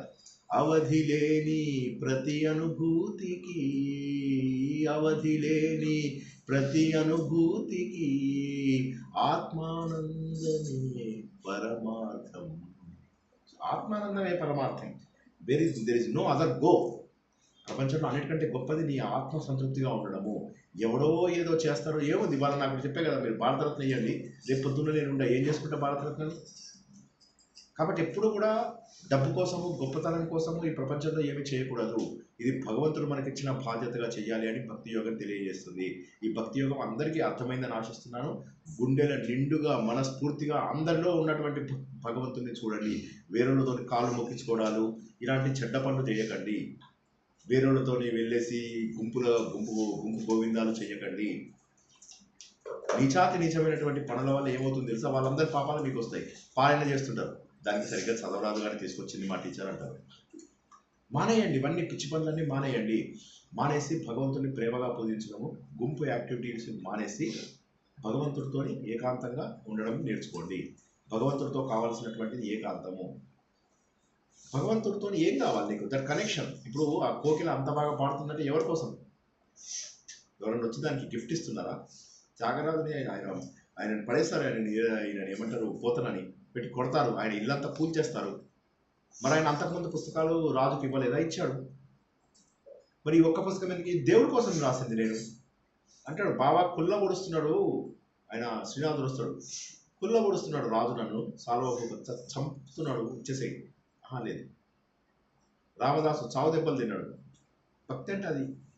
మీరాబాయి భర్తనే राना ने विष दिया, माने अमृत दिया, वो तो गोविंद गोपाल गाने लगे, वो तो गली गली हरि गुण गाने लगी, ऐसी लागी लगन मीरा हो गई मगन, मेरा रानी दीवानी कहाने लगे, महलों महलों में पली बन के जोगन चली, वो तो गली गली हरि गुण गाने लगे. భర్తనే విషమిచ్చాడు. మహల్లో చిన్నప్పటి నుంచి మహల్లో పెరిగిన ఆమె బన్కే జోగన్ చలి, ఒక యోగిని లాగా రోడ్ల మీద పిచ్చిదాని లాగా తిరుగుతున్నదట. అందరూ ఆమెను పిచ్చిది అనుకున్నారట, పాగలైపోయిందని అనుకున్నారట. ప్రహ్లాదుడు తండ్రి కొట్టి తల్లి చంపి చేసినా కూడా దేవుడి భక్తి వదలలేదు. కాబట్టి అనన్య భక్తి అనేటటువంటిది బంధంతో రాదు. నీకు మళ్ళా చెప్తున్నా, బంధంతో రాదు అనన్య భక్తి. విభీషణుడు ఏం చేశాడు? అన్నను కూడా ఎదిరించాడు. ప్రహ్లాదుడు ఏం చేశాడు? తండ్రిని కూడా ఎదిరించాడు. ఎందుకంటే ధర్మం అన్నిటికంటే గొప్పది కాబట్టి ఎక్కడ ధర్మం ఉంటుందో అక్కడ నేను ఉంటాను. జస్టిస్ చౌదరిలో కూడా ఎన్టీ రామారావు అదే అంటాడు. ఏమంటాడు? సత్య ఆ పాట లోపల ఏమంటాడు? తల్లి మాట ఎందుకు కర్ణుడు ఇది చేయడు? ఎందుకంటే తను మాట ఇచ్చాడు అక్కడ దుర్యోధనుడికి. సత్య హరిశ్చంద్రుడు భార్యని పైసలు అడుగుతాడు, కొడుకు చనిపోతాడు అన్నమాట. తెలియదు, కొడుకు అని తెలియదు. డబ్బులు ఇవ్వు అంటాడు. ఆమె నా దగ్గర డబ్బు లేదు, కొడుకుని దహనం చేయడానికి వచ్చానని. ఇంతకంటే క్రూరం ఏదన్నా ఉన్నదా? అప్పుడు అంటాడు, నీ మెడలో ఉన్న ఆ నగ ఉంది కదా, అది ఇచ్చేయి అంటాడు. అప్పుడు ఆమె షాక్ అవుతుంది. ఆ నగ నా భర్తకు తప్ప ఎవరికి దొరకదు, కనిపించదు. ఏది ధర్మం? అన్ని కష్టాలు పడాల్సినటువంటి అవసరమే వచ్చింది వీళ్ళందరికీ ధర్మం కోసం. కాబట్టి భగవంతుడి నీడ లోపల ధర్మాన్ని కాపాడుకోవడం చాలా సులువు. వేదన మర్చిపోతాం మనం. వాళ్ళ పాటలో ఉంది కదా, దేవుని నీడలో వేదన మర్చిపో. సో కాబట్టి దేవుడి నీడ లోపల వేదనని మర్చిపోవడమే భక్తి యోగం. మహోన్నతమైనటువంటి ఈ మార్గాన్ని అందరూ కూడా పాటిస్తారని ఆశిస్తూ, ఏమైనా ప్రశ్నలు ఉంటే 2 నిమిషాలు తీసుకుందాం. ఇవాళకి అయిపోయింది క్లాసులు కానీ క్వశ్చన్ ఆన్సర్ సెషన్స్ ఇంకేమి లేవి. వల్ల తొందరగా పడుకోండి. రేపు పొద్దున కార్యక్రమం చెప్పే ముందు అన్నము ఇప్పుడు 8:15 అయింది. 8:30 వరకు మనకు అనౌన్స్మెంట్స్ అవి కూడా ఉంటాయి. చెప్పండి, ఇప్పుడు చెప్పండి. రామకోటి పొద్దునే చేద్దాం, ఇది చేసేద్దామా ఇప్పుడే? రేపు తినేయండి ఒకసారి, భోజనం చేశాక పోనీ కూర్చుందాం ఇంకొక హాఫ్ అన్ అవర్. ఓ పని చేద్దాం, రేపు మెడిటేషన్ క్లాస్ లోపల చేద్దాం. రామకోటి కూడా మెడిటేషన్ క్లాస్తో కలుపుకుందాం. సరే, ఇంకేమైనా ప్రశ్నలు ఉన్నాయా? ఒక్కసారి. అవును, ఏ దేవుడిని పూజించినా వాళ్ళ లోకానికి చేరుకుంటావు అన్నాడు. అంటే వాళ్ళ లోకానికి చేరుకుంటావు అంటే అక్కడ అర్థమైందంటే ఎంత సాధన చేసి, అన్య దేవతలు అంటే వేరే దేవతలు అనే వాళ్ళు ఉన్నారని కాదు అక్కడ మీనింగ్. ఎంత సాధన చేస్తే అక్కడికి వెళ్తావు. ఉదాహరణకి మనకు అనేక లోకాలు ఉన్నాయి. ఇప్పుడు ఇది గెలాక్సీ కదా, ఇందులో ఎన్ని లోకాలు కనిపిస్తున్నాయి మీకు? 100 లోకాలు కనిపిస్తున్నాయి. మనం ఎక్కడో ఇక్కడ ఈ లోకంలో ఉన్నాం అనుకోండి, మంచి పుణ్యం చేసి ఈ లోకంలోకి వస్తాం, లేదా ఇదే లోకం లోపల వేరే జీవిగా పుడతాం. కాబట్టి దేవతలు అనేసరికి ఇక్కడ మనం ఏమనుకుంటామంటే రకరకాల దేవతలు. ఇప్పుడు ఇస్కాన్ వాళ్ళు దాన్ని ఇంకా కాస్త స్పాయిల్ చేశారు. వాళ్ళు ఏమంటారు, లేదు వేరే దేవతలు అంటే ఈ శివుడు వాళ్ళు వీళ్ళు, కాబట్టి నువ్వు కృష్ణుడిని పూజిస్తే గోలోకానికి వెళ్తావు. గోలోకానికి ఎందుకు వెళ్తావు అంటే, నువ్వు గోలోకానికి వెళ్ళిపోయి నువ్వు ఆడదానివి, ప్రపంచంలో ఉన్న వాళ్ళందరూ ఆడవాళ్ళు, మగవాడు ఒక కృష్ణుడు. గోలోకం అని చెప్పింది, అది వైకుంఠం కంటే కూడా పైన ఉంటుంది, ఆయన విష్ణుమూర్తి కంటే కూడా గొప్పవాడు. అక్కడికి వెళ్ళి నువ్వు ఏం చేస్తావంటే నువ్వు అమ్మాయిగా మారి శ్రీకృష్ణుడితో డ్యాన్స్ చేస్తావు అని చెప్పేసి చెప్తారు. అయితే ఇక్కడ మనకి ఏంటంటే అన్య దేవతలు అనేది వేరే దేవతలని కాదు, ప్రపంచం అంతా కూడా ఉన్నటువంటిది ఒకే పరమాత్మ చైతన్యం ఉంది. ఒకే పరమాత్మ చైతన్యంలో తీసుకున్నోడికి తీసుకున్నంత. అగ్నిదేవుడు భగవంతుడి యొక్క స్వరూపం, అగ్నిశక్తిని తీసుకోవచ్చు. ఉదాహరణకు మీరు మూలాధార చక్రాన్ని కనుక క్లీన్ చేస్తే మీరు ఇంతెత్తు లేవగలుగుతారు. మహేష్ యోగి ఇది చేసి చూపించారు. మహేష్ యోగి ఆర్ట్ ఆఫ్ లివింగ్ ఆయన యొక్క గురువు మహేష్ యోగి ఇంత లేపి చూపించాడు. సో కాబట్టి గాలిలో ఎలా నిలబడగలిగాడు ఆయన అంటే, మూలాధార చక్రం అంటే భూమి. మీరు కనుక అది సాధన చేస్తే, అందుకే నేను ఇవాళ పొద్దునేమన్నా అది సాధన చేయండి. నిజంగా అంటే మీరు అనుకోవచ్చు ఇది పాసిబులా, కాదలే కాదు అవుతుంది. ఇంతెత్తు లేచి కూర్చుంటాం. అలాగా ఒక్కొక్క శక్తిని అంటే గణపతి శక్తి వరకు రీచ్ అవుతాం. అట్లా ఒక్కొక్క శక్తిని మనం రీచ్ అవుతాం. అలాగే ఒక్కొక్క స్థాయిని బట్టి ఇప్పుడు మనం చీమగా దొమ్మగా పుట్టలేదు ఎందుకు అంటే పూర్వజన్మలో చేసుకున్నాం. కాబట్టి ఏ దేవుడిని పూజిస్తే ఆ దేవత యొక్క అనుగ్రహాన్ని పొందుతాం. అంటే ఆ దేవతల పైన అనుగ్రహం కూడా మళ్ళీ నేనే కల్పిస్తాను అని చెప్తాడు శ్రీకృష్ణుడు. అక్కడ మీనింగ్ ఏంటంటే ఒకే పరబ్రహ్మ ఈ ప్రపంచంలో ఉన్నటువంటి కోట్ల దేవతలకు అధినాయకుడై నడిపిస్తున్నాడు అని మీనింగ్. ఒకే పరబ్రహ్మ. మనకేంటంటే ప్రతిదాన్ని ఒక దేవుడి రూపంతో చూపించడం అలవాటైంది. ఇప్పుడు నేను మొన్న చెప్పాను ఇందులో అష్టధాతువులు ఉన్నాయి, దానికి 64 మంది దేవతలు ఉన్నారు. అందులోపల 1 + 8 అనుకుంటే 9 అవుతాయి, 81 మంది దేవతలు అవుతారు. చాలా చోట్ల 81 మంది కూడా ఉంటారు. వాడు చెప్పేది చౌషట్ యోగిని, లోపల 81 మంది దేవతలు ఉంటారు. మళ్ళీ వీళ్ళందరికీ ఈక్వలెంట్గా అంతమంది భైరవులు ఉంటారు. వీళ్ళ నుంచి మీకు ప్రత్యంగిరా ఇవన్నీ కొత్త కొత్త దేవుళ్ళు వచ్చారు కదా, వాళ్ళందరికీ పూజలు చేసి వాటి నుంచి మనకి ఇంకేమో కొత్త శక్తులు వస్తాయని చెప్పేసి చెప్పగానే జనాలందరూ అక్కడ వెళ్ళిపోయి చూడాలి, ఇక చూడాలి, ఇక చూడాలి, హోమాలు చేసేస్తారు. అక్కడ జనాలందరూ చీరలు కట్టుకొని, మగవాళ్ళు పెద్ద పెద్ద పంచలు, నాకంటే పెద్ద పంచ, 9/5 పంచ కట్టుకున్నా ఎన్నిసార్లు గూడే అవకాశం వచ్చిందో దానికి. సో అలాగా ఆ విధంగా ఏమైతుందంటే అలాంటివన్నీ చేసుకుంటూ వీటిలో ఇంకా కొత్త కొత్త దేవతలను కనిపెట్టి కొత్త కొత్త యాగాలు యోగాలు కనిపెట్టి జనాలను ఆకర్షిస్తున్నారు. కానీ మీకు ఉన్నది ఒక్క పరబ్రహ్మ అని తెలుసుకున్నప్పుడు నువ్వు ఏం చేయక్కర్లేదు, నీ పక్కవాడికి సేవ చేయి, సరిపోయింది. నీ పక్కవాడికి సేవ చేయి అంటే మీరు అనుకోవచ్చు మీ జీవితంలో జరగలేదు ఇట్లాంటి, గ్యారెంటీగా జరుగుతాయి, చూసుకోండి కావాలంటే. నేను మీకు ఒకసారి నా లైఫ్లో జరిగిన ఒక చిన్న ఇన్సిడెంట్ చెప్పాను, జ్ఞాపకం ఉందా? నేను నాకు ఒకసారి వెళ్తుంటే బైక్లో అదే చూసుకుంటే ఫస్ట్ ఎయిడ్ లేదు, ఎప్పుడు మనం చెక్ చేయం, ఎందుకు చెక్ చేసుకున్నానో తెలియదు, చూసేసరికి ఫస్ట్ ఎయిడ్ అయిపోయింది. సరే అని కొత్త ఫస్ట్ ఎయిడ్ పెట్టుకొని నవ్వుకుంటా వెళ్తున్నాను. అరే అని వెళ్తుంటే దాని లోపల ఎవరికో పడిపోయాడు. పడిపోతే అరే పడిపోయాడని చెప్పి నేను తీసుకెళ్తున్నాను. అందరూ డాక్టర్ అనుకున్నారు. సరే డాక్టర్ అంటే లేనా, ఎస్ ఐఎమ్ డాక్టర్ అని చెప్పేసి కట్టేసాడు డాక్టర్ ధర్మ అది అన్ని కట్టేసేసి వెళ్ళిపోయాను. అదైన తర్వాత నాకు రైలు ఎక్కబోతుంటే పడిపోయాను. ఒక కాలు పెట్టాను, రెండో కాలు జారింది, పడిపోయాను. పడిపోతే ఆ రైలు మెట్టుకి నాకు రైలు కదిలిపోయి వెళ్ళిపోతుంది. 100 మీటర్స్ నన్ను డ్రాగ్ చేసుకుంటే వెళ్ళింది. చిన్న గీత కూడా శరీరం మీద లేదు. అంటే నేను ఏమంటానంటే ఇలాంటివి ప్రతి ఒక్కరి జీవితంలో జరగలేదో ఆలోచించండి. మీకు ఇలాంటివి జరుగుంటాయి చిన్న చిన్నవి, మనం అవి నోటీస్ చెయ్యం అంతే. దేవుడి యొక్క దయని మనం నోటీస్ చెయ్యము. చేసిన మంచికి అవకాశం ఉంటే ఇదే జన్మలో మంచి ఫలితం వస్తుంది. మళ్ళొకసారి చెప్తా, చేసిన మంచికి ఇదే జన్మలో మంచి ఫలితం వచ్చే ఛాన్స్ ఉంది. కాబట్టి అవకాశాన్ని పోగొట్టుకోవాల్సిన కర్మ ఏమొచ్చింది మనకు? మనుషులను ప్రేమిస్తే దేవుణ్ణి ప్రేమించినట్టే. 2.5 అక్షర ప్రేమగా నువ్వు ఎన్నో కితాబ్ పడపడికే పండిత్ బనానా కోయి, ఎన్నో పుస్తకాలు చదువుతున్నావు, నువ్వు పండితుడు కాలేకపోయావు. 2.5 అక్షర ప్రేమగా 2.5 అక్షరాల ప్రేమను చదువు, పండితుడు అయిపోయావు. మా పండితులకే పండితుడు అయిపోయావు నువ్వు. కాబట్టి ప్రేమ అనేదాన్ని భక్తి అంటే, ఆ భక్తి భావం లోపల భగవంతుని చేరుకోవడం చాలా ముఖ్యము. ఆ 35 లక్షణాలు రేపు మనం తెలుసుకోబోయే జ్ఞానంతో సమానమవుతాయని రేపు తెలుసుకుంటాం పొద్దున్న. ఇక్కడికి ఆపుకుందాం. ఎవరికైనా లాస్ట్ ప్రశ్న ఉంటే అడగండి. కొన్ని అనౌన్స్మెంట్స్ చెప్పండి. భగవంతుని ప్రేమించడమే భక్తి అంతే. భగవంతుడి ప్రదాత అంతే, ఆయనకి ఏ పక్షపాతం ఉండదు. అంటే మనం చేసే తప్పులకి మంచికి ఆయన రిజల్ట్స్ ఇస్తారు. మరి మన రిజల్ట్స్ మన రిజల్ట్స్ ఆయన ఏం చేయట్లేదు, మనం ఎందుకు ప్రేమించాలి సార్? మన ఫలితాలు మనకి ఇస్తాడు అంతే. మనం అప్పుడు ఎందుకు ప్రేమించాలి ఆయన ప్రత్యేకంగా? కరెక్ట్. ఎందుకంటే అందరిలో భగవంతుడు ఉన్నాడు అని చెప్పి చూసినప్పుడు ఏమవుతుందంటే ఎవరిని ద్వేషించకుండా ఉన్నప్పుడు తక్కువ తప్పులు చేస్తాడు. కాబట్టి దేవుడు వేరేగా మనకు వేరుగా లేడు. దేవుడు మన అందరిలో ఉన్నాడు. ఒకటే డిఫరెన్స్ ఏంటంటే దేవుడు 70,000 వోల్ట్స్ అయితే మనం మేబీ 250 వోల్ట్స్. కానీ మన సాధన ద్వారా మనం దేవుడి దగ్గరికి వెళ్తాం. అయితే భక్తి లోపల ఇది తెలియకుండా జరుగుతుంది. భక్తి మార్గం మనకు వేదాలలో లేదు. భక్తి మార్గం వచ్చినటువంటిది తర్వాత వచ్చింది. అయితే ఇది ఉపనిషత్తులలో ఉన్నటువంటి దాంట్లో కూడా ఎక్కడ దీన్ని భక్తి అనేటటువంటి పేరు ఇవ్వలేదు. భక్తి యోగం అని చెప్పేసి అన్నారు, కానీ ఉపనిషత్తులు ఎక్కడ భక్తి అని చెప్పలేదు. ఏమనంటే అందరితోటి ప్రేమగా ఉండు, అందరితోటి సమానంగా ఉండు, ఎందుకంటే అందరిలో ఉన్నది ఒకే చైతన్యం అని జ్ఞాన మార్గ రూపంలోనే చెప్పాడు. కాకపోతే అప్పుడు మనం ఏం చేయాలి? అన్నిట్లలో ఉన్నటువంటిది అదే పరబ్రహ్మ యొక్క చైతన్యం కాబట్టి నేను అందరినీ ప్రేమగా చూడాలి అనుకుంటే పరబ్రహ్మని ప్రేమగా చూసినట్టే. నెంబర్ 1. నెంబర్ 2, ఎందుకు ప్రేమగా చూడాలి?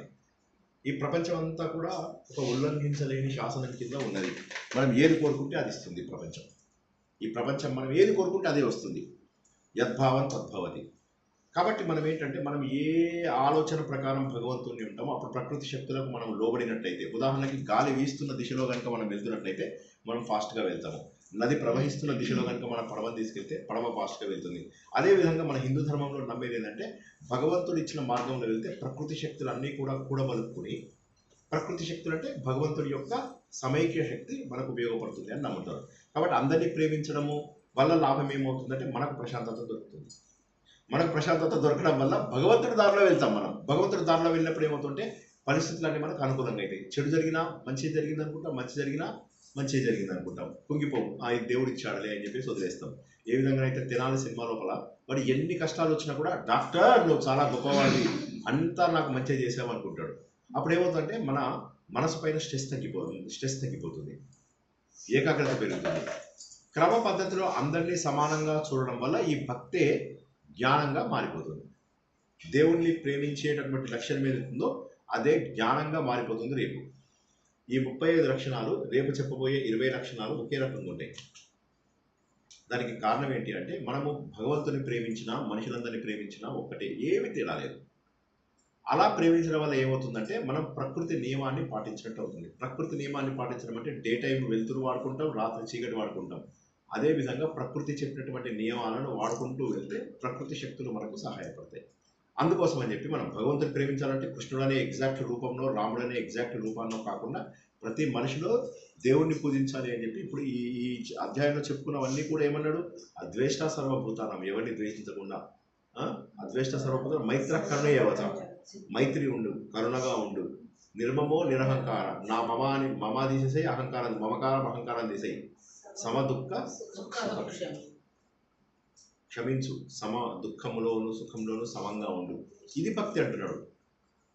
దీనితో పాటుగా భగవంతుడి పైన పూర్తి స్థాయిలో ఆధారపడు అంటున్నాడు. అప్పుడు ఏమవుతుంది, మనం ఇది నాకు సంబంధించింది కదా, దేవుడు చూసుకున్నది, నువ్వు మెంటల్లీ ఫ్రీగా, టెన్షన్ ఫ్రీగా, ప్రశాంతంగా పని చేసుకోగలుగుతావు. కాబట్టి దేవుడు అనేటటువంటిది ఒక రూపం కాదు, ఈ ప్రపంచమంతా వ్యాప్తి చెందినటువంటి ఒక ఉల్లంఘించలేనటువంటి శాసనం.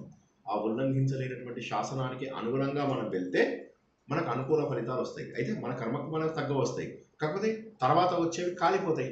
ఉదాహరణకి ఉల్లంఘించలేని శాసనం ప్రకారం వెళ్తే ఇదే జన్మ లోపల మనకు మోక్షం వచ్చి పాత కర్మలన్నీ కాలిపోతాయి, కొత్తగా ఈ జన్మలో కొత్తగా చేసుకున్నవన్నీ కాలిపోతాయి. మిగిలిందేంటి?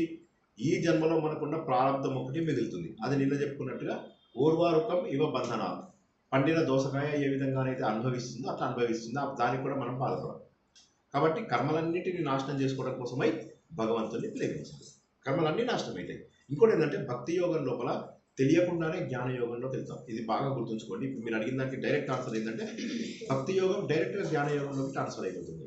భక్తి యోగం అనేది అసలు లేదు వేదంలో, కానీ దాన్ని మనకు అత్యద్భుతంగా ఒక సీక్వెన్స్లో చెప్పి దాన్ని ప్రేమనే భక్తిగా మార్చి అందరినీ సమానంగా చూడడమే భక్తిగా మనకు నిర్వచనం ఇచ్చారు. అది అసలు సంగతి. కాబట్టి భక్తి జ్ఞానంగా మారిపోతుంది. ఎందుకు ప్రేమించాలంటే అదే జ్ఞానంగా మార్చి అందరి లోపల కూడా ఒక సామరస్యతను తీసుకొస్తుంది. కాబట్టి చాలా మంచి ప్రశ్న, మంచి మనకు ఇది తర్వాత వచ్చే అధ్యాయానికి మంచి పునాది. మాయా అనేది 14వ చాప్టర్లో వస్తుంది. అన్ని నేనే అని కూడా చెప్తున్నాడు కదండి ఆయన. అని చెప్పి మనకు ఒక డైరెక్షన్ ఇస్తున్నాడు. ఆ మాయని దాటాది నన్నే అని చెప్పి 14వ చాప్టర్ లోపల చెప్తాడు. అందరు అప్పుడు అర్జునుడు అడుగుతాడు, అన్ని నువ్వే అయినప్పుడు, చైతన్యం నువ్వే అయినవు, జడం నువ్వే అయినవు, మీలో ఉన్న పంచభూతాలు దేవుడే, నాలో ఉన్న పంచభూతాలు దేవుడే, మీలో ఉన్న చైతన్యం దేవుడే, నాలో ఉన్న చైతన్యం దేవుడే, మరి ఇద్దరు జీవితాలు డిఫరెంట్గా ఎందుకు ఉన్నాయి? మరి దానికి జవాబు మనకు 14వ అధ్యాయంలో చెప్తాడు. రేపు చెప్తాడు అది కారణంగా. అవి మనకు 14వ అధ్యాయంలో తెలిసి వాటిని కారణ శరీరంలోకి తీసుకెళ్తాం. అవి రేపు చెప్పుకుందాం తప్పకుండా. ఒకసారి రేపటి ప్రోగ్రాం చెప్పరా? ఇంకేమైనా ప్రశ్నలు ఉన్నాయా?